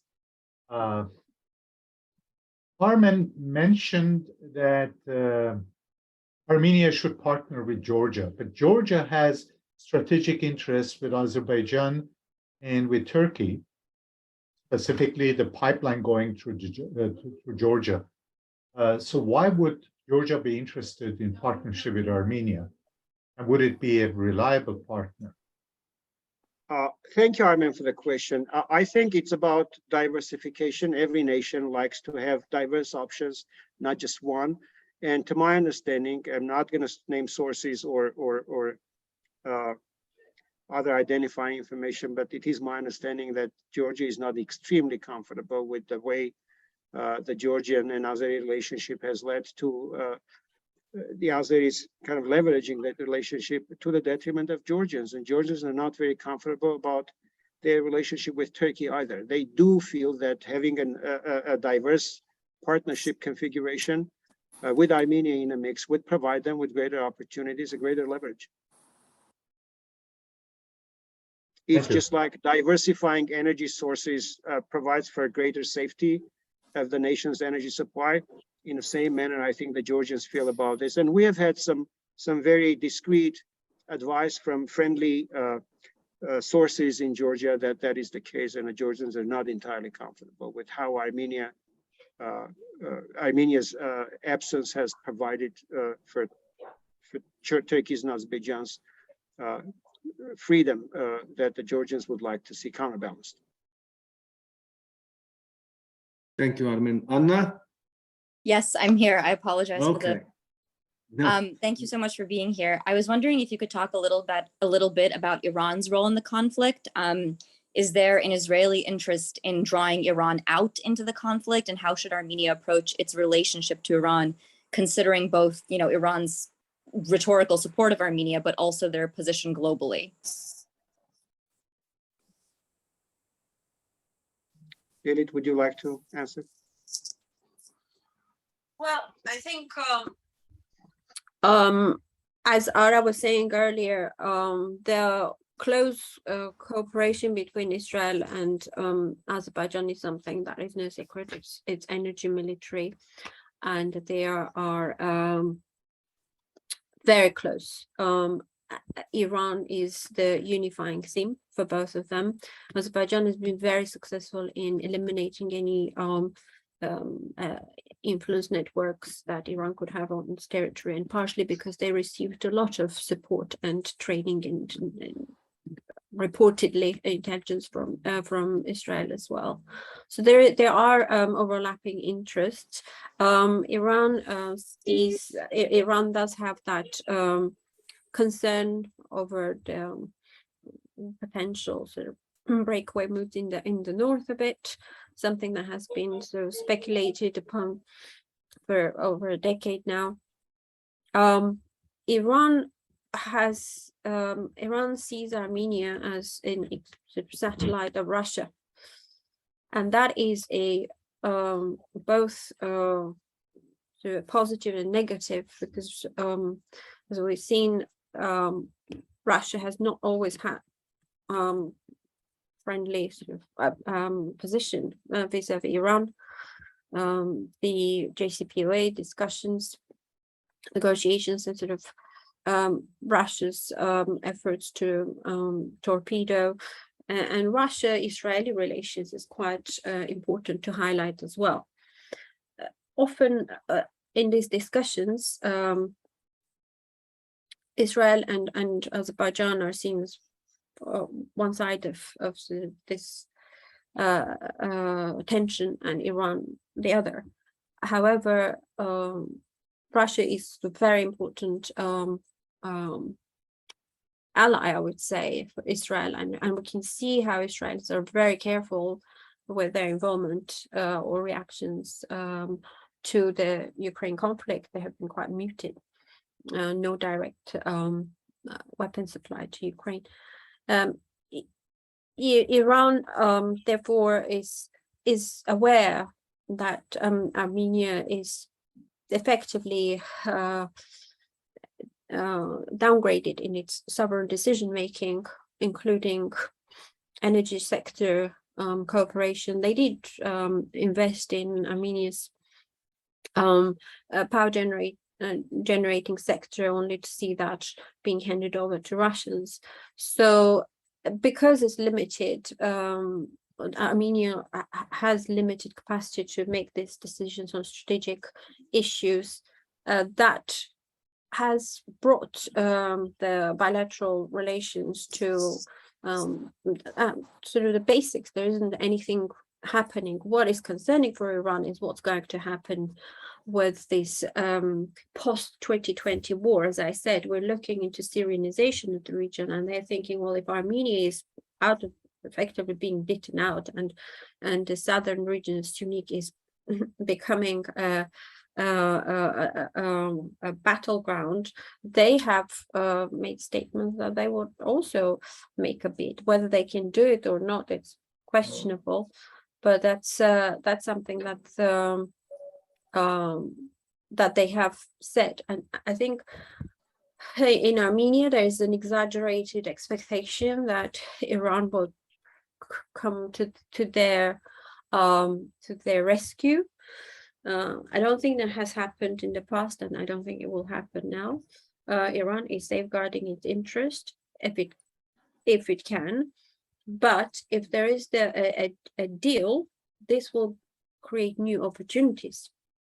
And if Armenia manages to finally have its own independent foreign policy, and manages to sort of get out from that satellite position, because if you're a satellite, then they would rather negotiate with someone who's overseeing you rather than with you directly.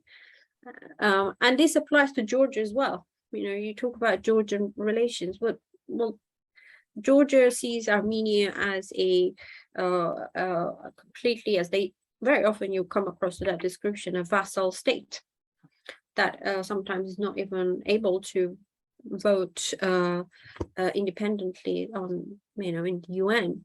So they see Armenia from that perspective, but for them, you know, a very strong and a very strong Turkey that is challenging the West, as we're seeing now, is a threat for Georgia, as they have seen when Turkey was putting pressure on Georgia to join the 3+3 format. That's when they saw that if this setup continues to take root, it's not necessarily good for Georgia and its Euro-Atlantic integration.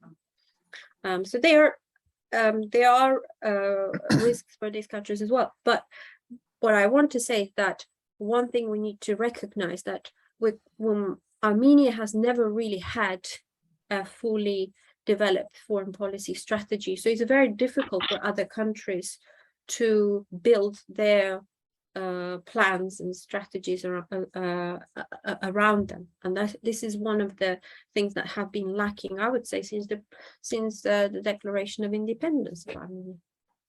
One more thing, if I could add on the Georgia issue. The Georgians do see Armenia as a more convenient partner in their pursuit of membership in the European Union. They don't see Azerbaijan as comparable to Armenia because of Azerbaijan's democratic problems with Azerbaijan's democracy, and generally the authoritarianism and affinity with the Turks. So Georgia and Armenia are the pair of choice when it comes to an EU membership, and the Georgians take that prospect very seriously. Thank you, Armen. A question from Armen H. Thank you. Yes. Thank you, Ara. Thank you, panelists. This is Armen Hovanesyan. I'd like to return to my friend and colleague's original two questions, Armen Morian's, but I'd like to invite the panelists to view the questions from a different set of parameters. I apologize, I may be a little challenging here. I find the presentation to be somewhat aspirational, if not quixotic, to think that there could be anytime soon such a fundamental tectonic shift from a Russian-oriented Armenia to a Western, and in more particular, US-supported symbiosis. I don't see it. And more importantly, I don't think the people in the government and the military, industrial, and political complexes in Armenia see it.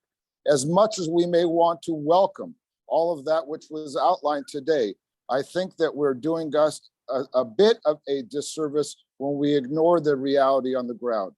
Today, what we heard was the boogeyman Russia, and as much as I may believe in that, there is a role that they are playing as peacekeepers. I may hold disdain and contempt for their nonchalance and their ambivalence and their lackadaisical presence there on the roads from Armenia to Artsakh. But for those of us who have been to Artsakh in the last year or so, in the last several months, have gotten the very palpable, the very real sensation that we don't want to disbelieve that we want to disbelieve, excuse me, that if those soldiers were not there, the Azeris, with the Turks' help, would actually bring Artsakh to its knees and would bring all of Sunniks to its knees.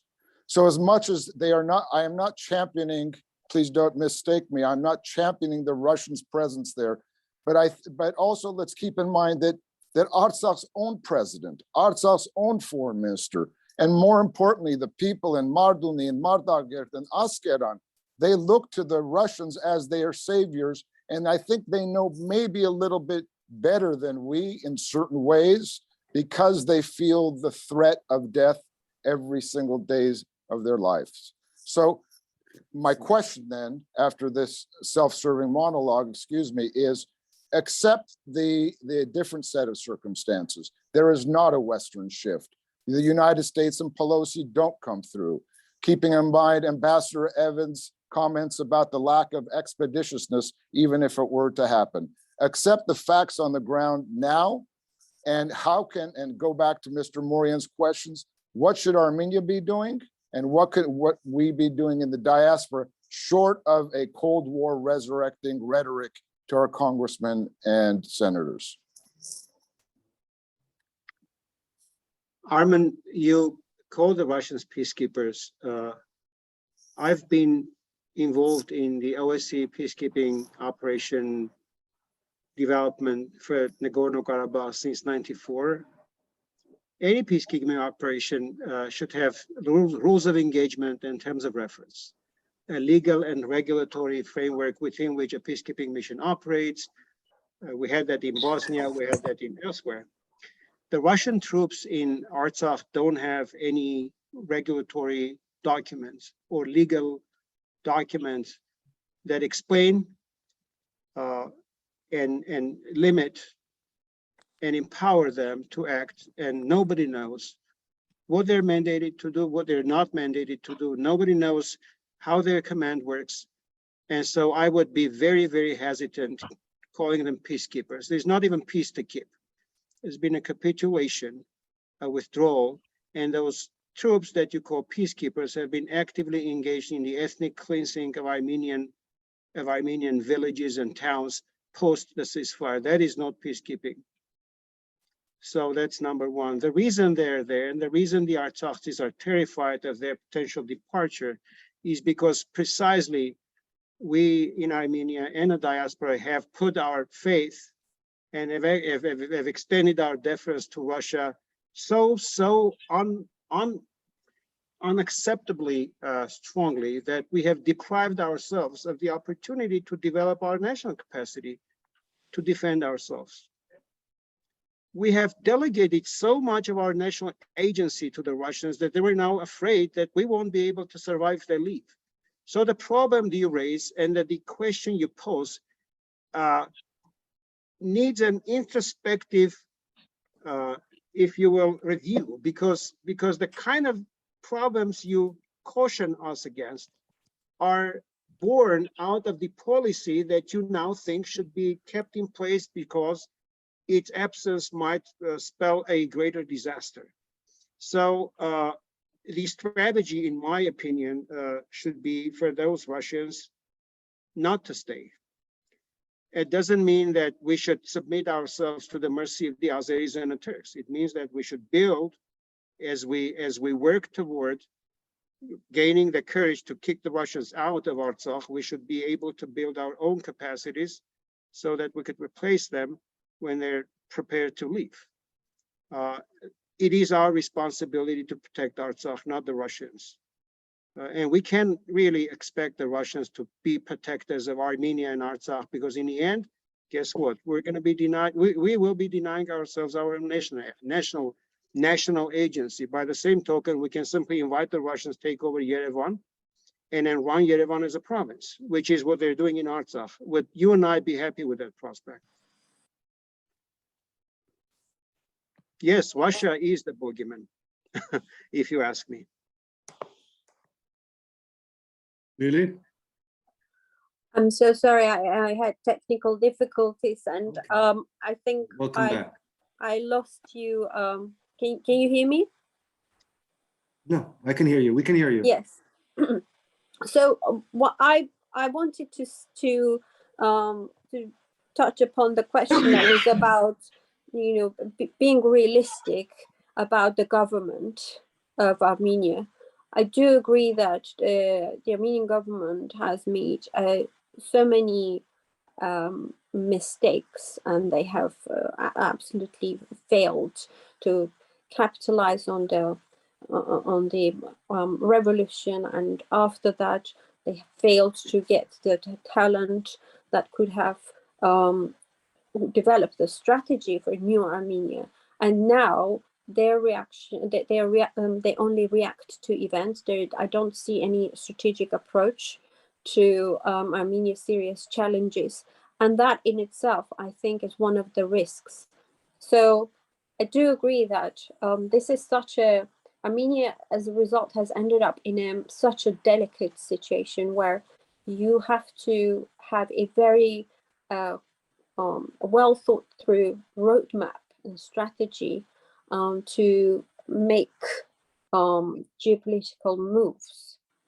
And this is, and the government needs to recognize its limitations and bring in people, including diaspora, to this very challenging task.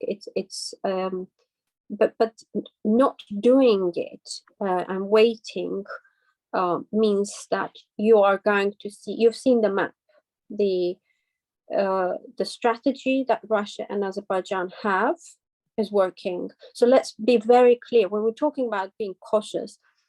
There are many people, and I've noticed, experts, political groups, some of them come from the first president's circles, some from circles around Robert Kocharian and Sarah Sarkisian, who believe that it's fine. You can be, you can give up some territories, you can make concessions, you can give up on Artsakh, and you can become part of Union State. There has to be a discussion, a wide-ranging discussion amongst all political parties and stakeholders to decide what exactly that Armenia wants.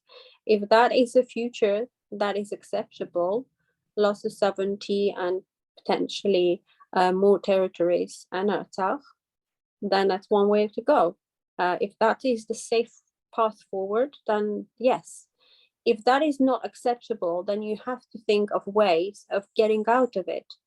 I think one policy that is very dangerous and risky is self-biting or finding excuses of why Russia is not delivering the expected support.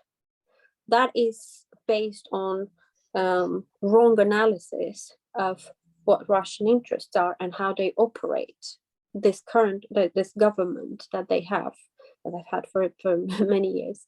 So I think that is one thing that we shouldn't be doing, but we have to have a consensus as to which way the country should move. Now, I personally think that there are more opportunities for well thought through steps, but that will require an initiative, perhaps also from diaspora and some other political groups that will put pressure on the government, that I think they are also terrified themselves. So this is not ordinary situation. This is a deep existential crisis. There are no perfect solutions. There won't be any perfect solutions, but there has to be more frequent and more more inclusive discussions as to which path Armenia is choosing.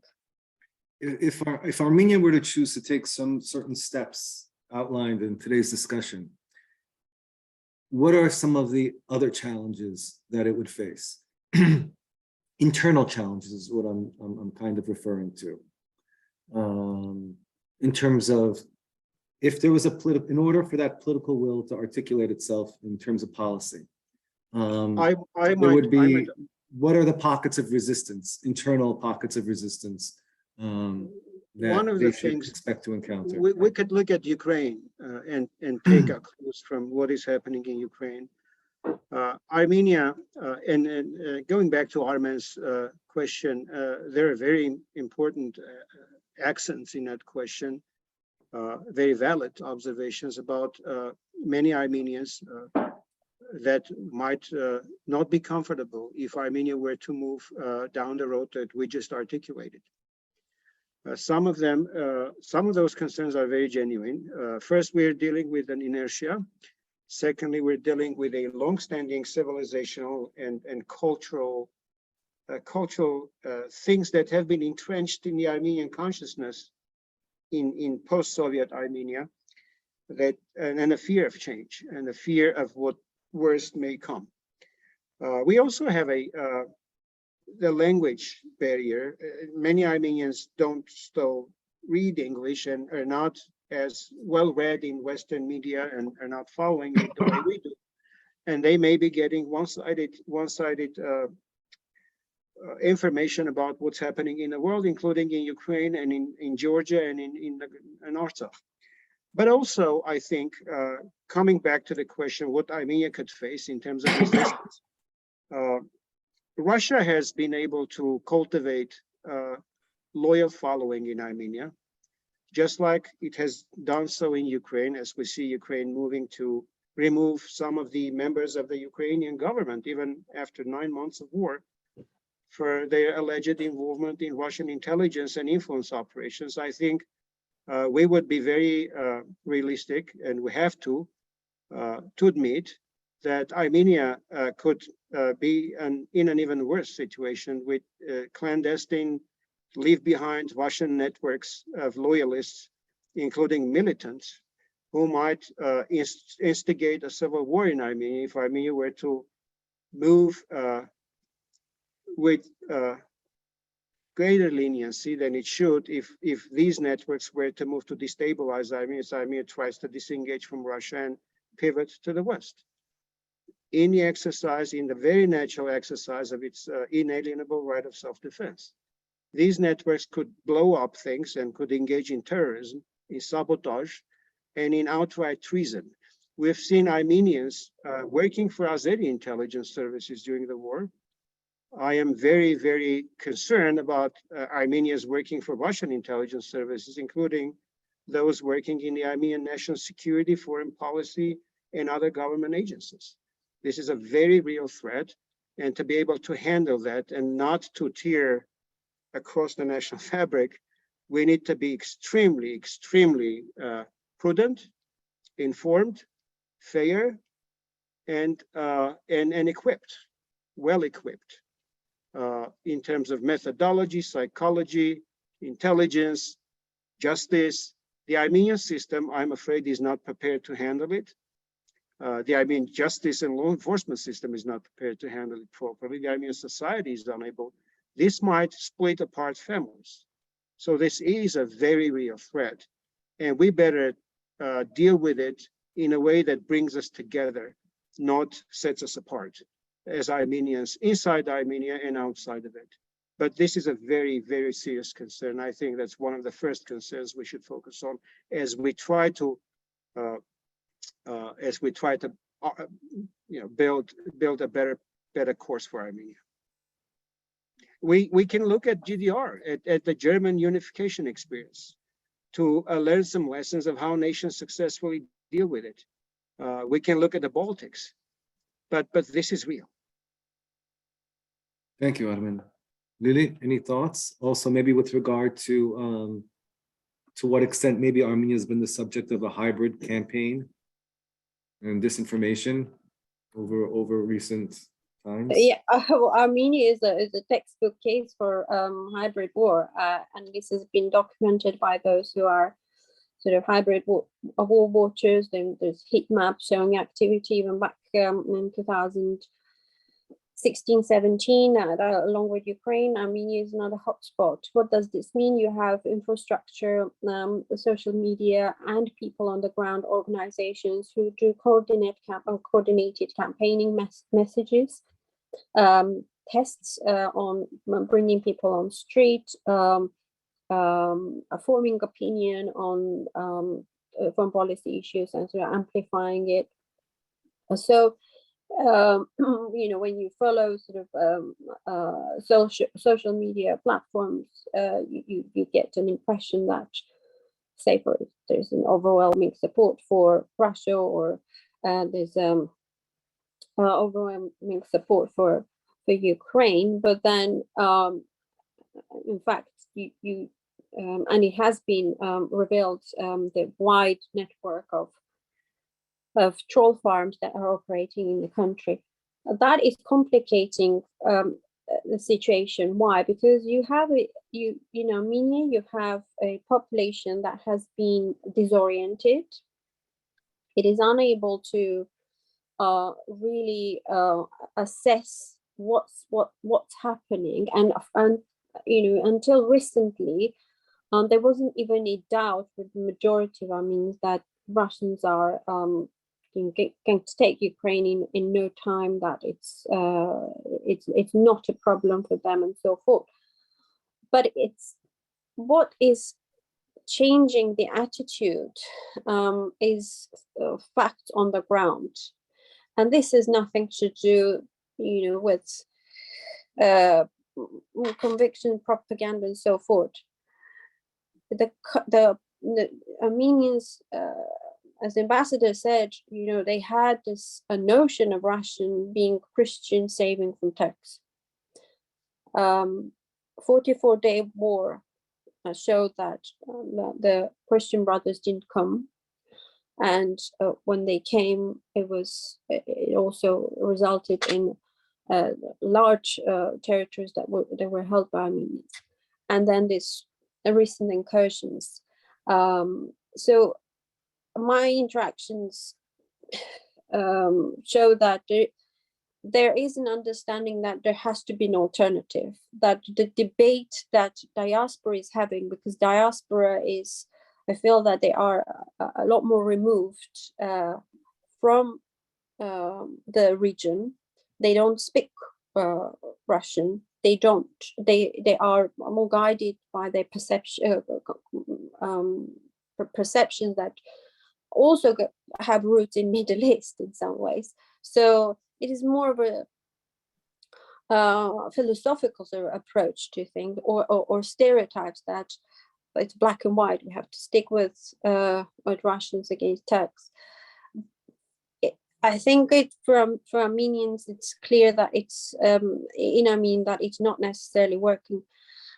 And here's a gap. The Armenians in Armenia who have that language barrier that Armin was talking about, they would need the diaspora Armenians to sort of bring to them the solutions that can come from the West. But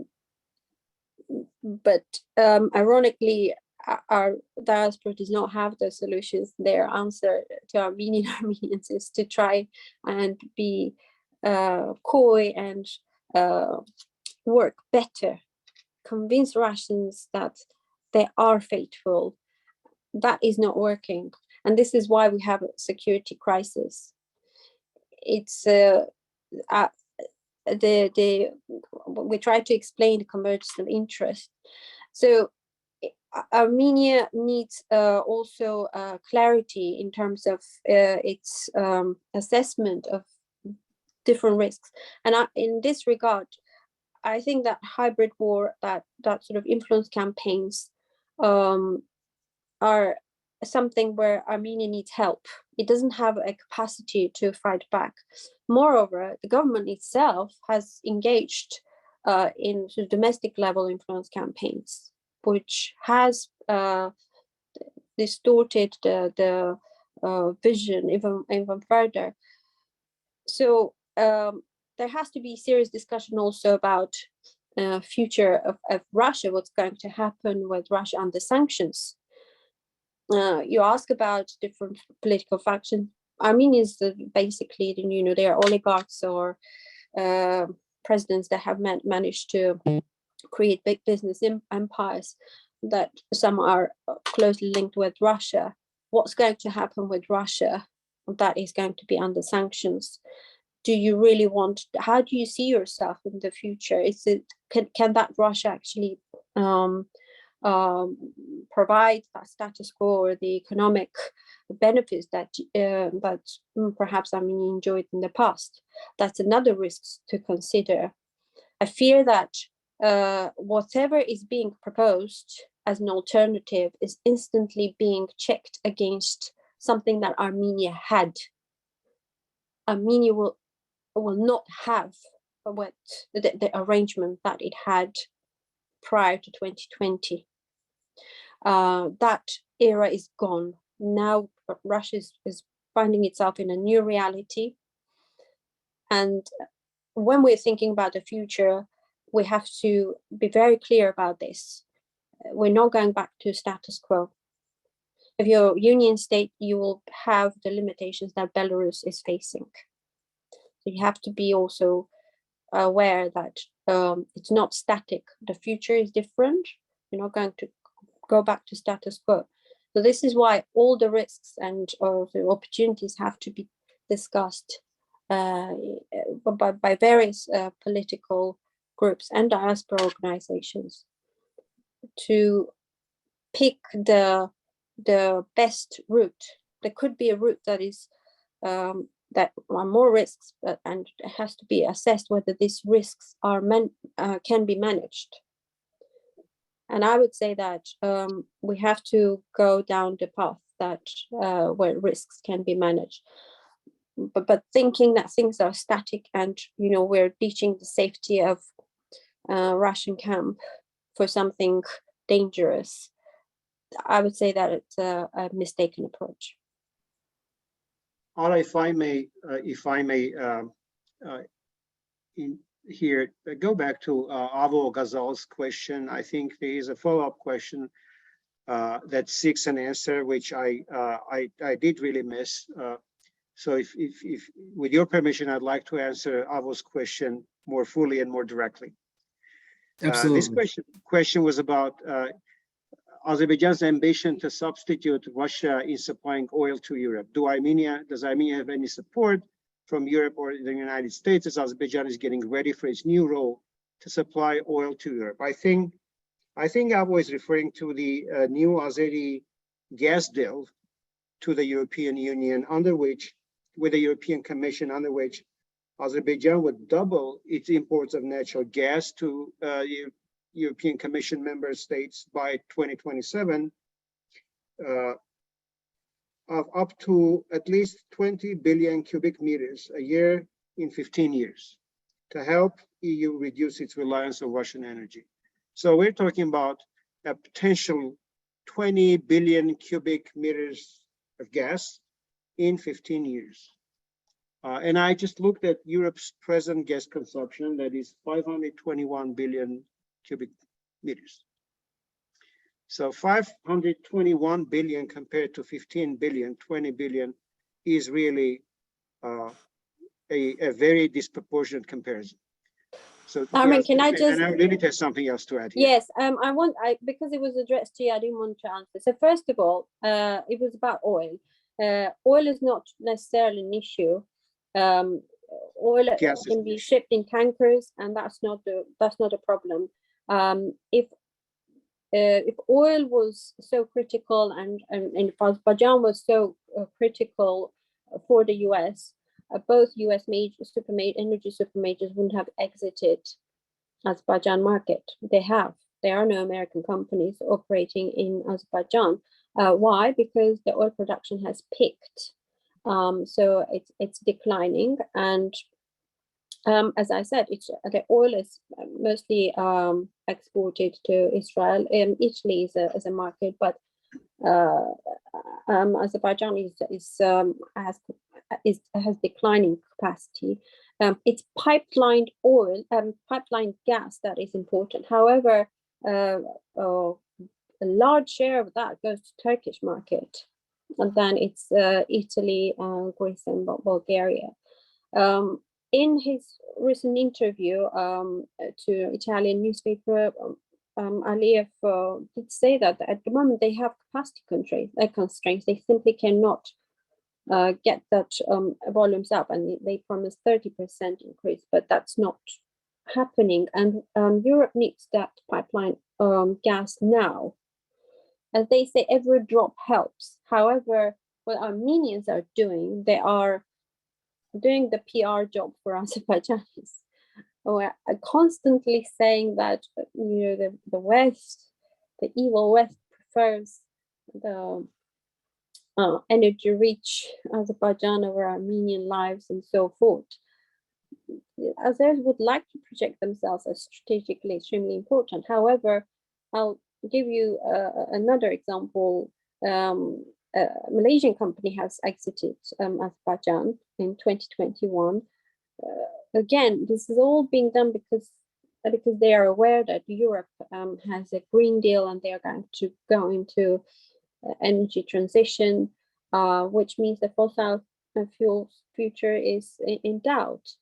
And what we're seeing is that Russian companies have come in and they are taking shares in this project.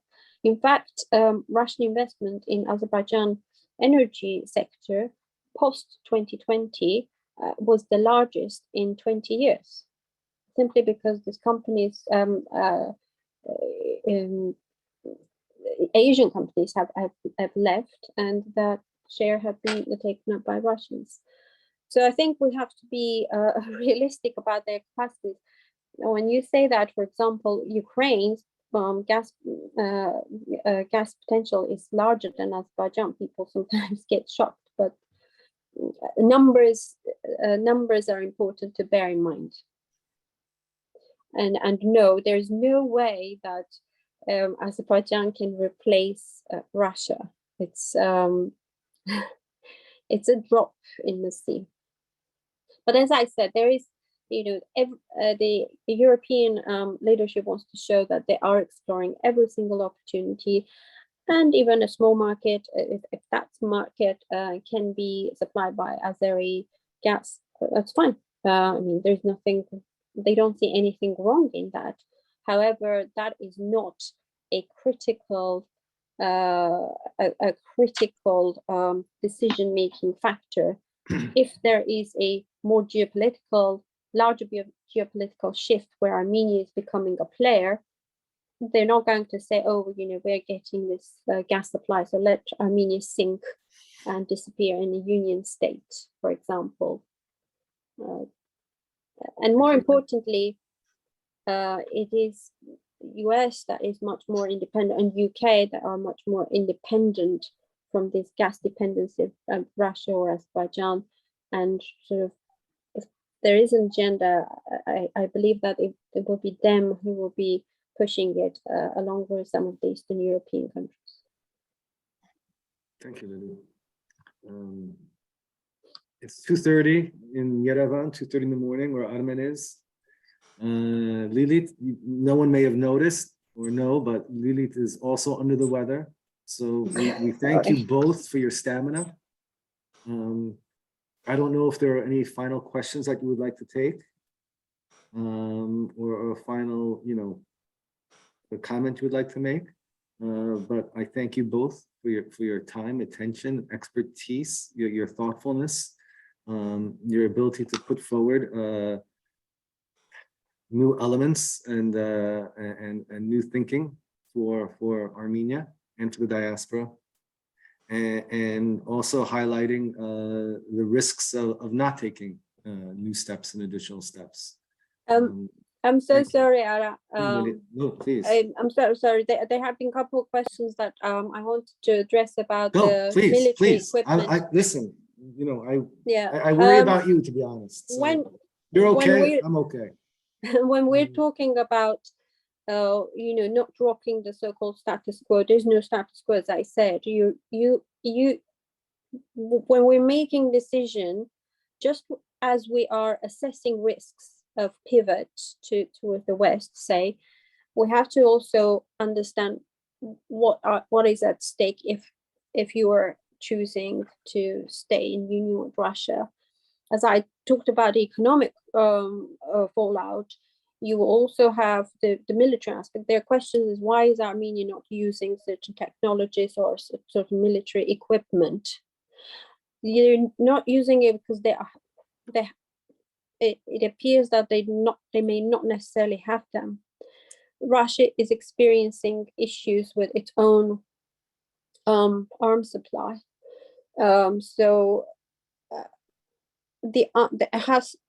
If you're arguing for staying with country with civilizational proximity and all of that, that's fine, but there are practical issues to be resolved.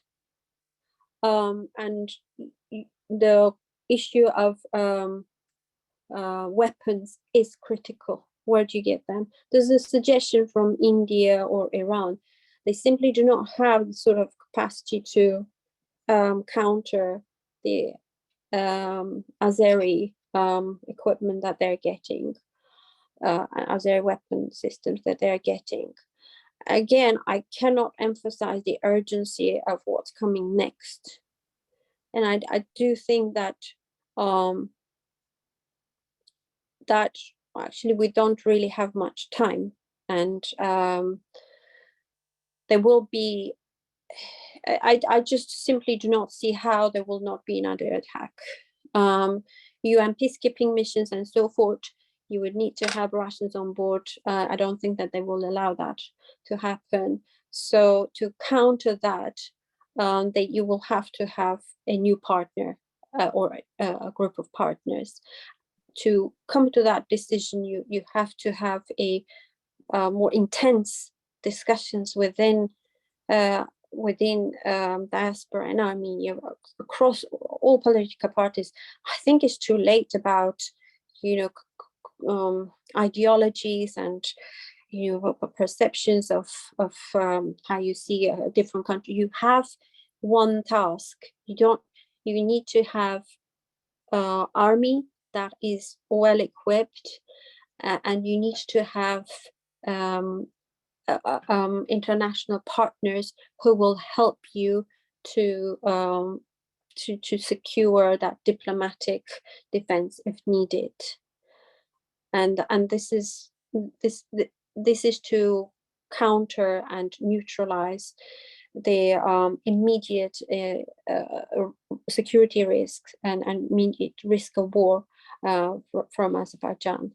You need to get out from that geopolitical trap that you found yourself.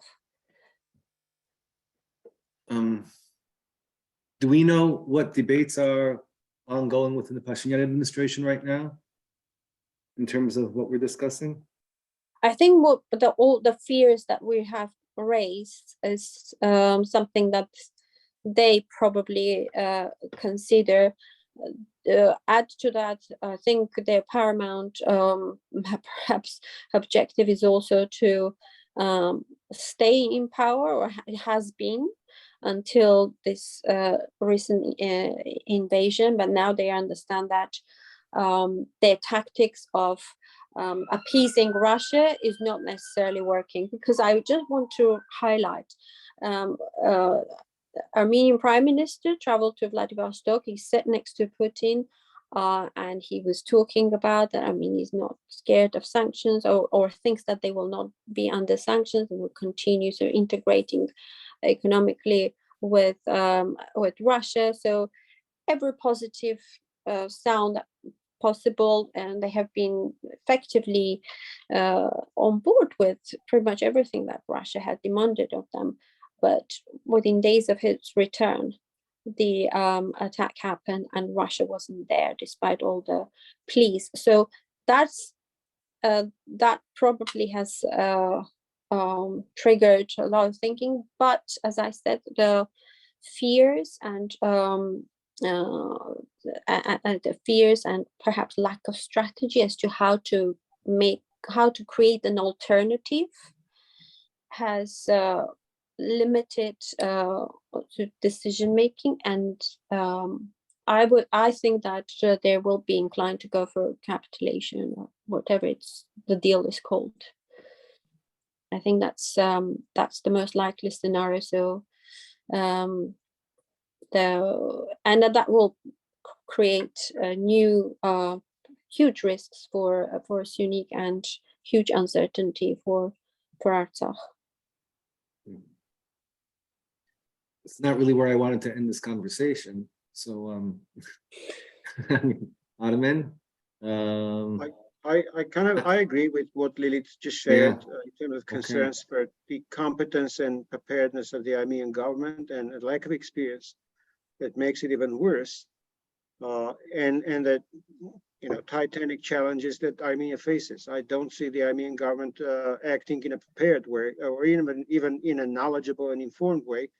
What you see is a smokescreen of action to apparently lead the world to believe that Armenia is opening up to the world, but at the same time, every day on the ground, in reality, in real life, Armenia is taking steps, incremental, creeping, but very binding, that brings Armenia even closer into the Russian orbit, to a point where it may no longer be able to disengage itself unless there's a strong push from within. But I also see a very inspiring trend in Armenia that indicates that the Armenian public no longer can be described as this monolithic society that places all of its faith in Russia. In fact, Russia no longer has that universal support many in our audience believe they have in Armenia. I think maybe for the first time in our most recent post-independence history, what we see is a lot of members of the Armenian public are very, very dissatisfied with the state of the Armenian-Russian relations, with Russia's intentions and actions, and with the timidity with which the Armenian government approaches this issue. And people want to take action. So Armenia is not a pro-Russian society at all, despite what many believe, and not even Artsakh. We have Artsakhis very, very dissatisfied with the way the Armenian government has left them to the mercy of the Russians. The reason they work with the Russians is because they don't see any Armenian government nearby.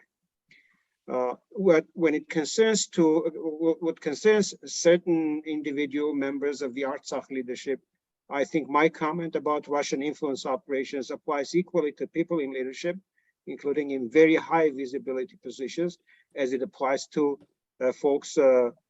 ordinary folks. I mean, Armenia, Ukraine had Yanukovych in its ranks, and Armenians definitely have more than one Yanukovyches amongst ourselves. And this is just Russia. I'm not even talking about Azerbaijan, I'm not talking about Turkey or other nations that may seek to employ Armenians as their sleeper cells and agents. So Armenia is awakening, especially the Armenian youth, especially Armenian young men and women, especially Armenian young women. And it's an inspiring scene to see that the Armenian public is much, much more European than any of us could imagine.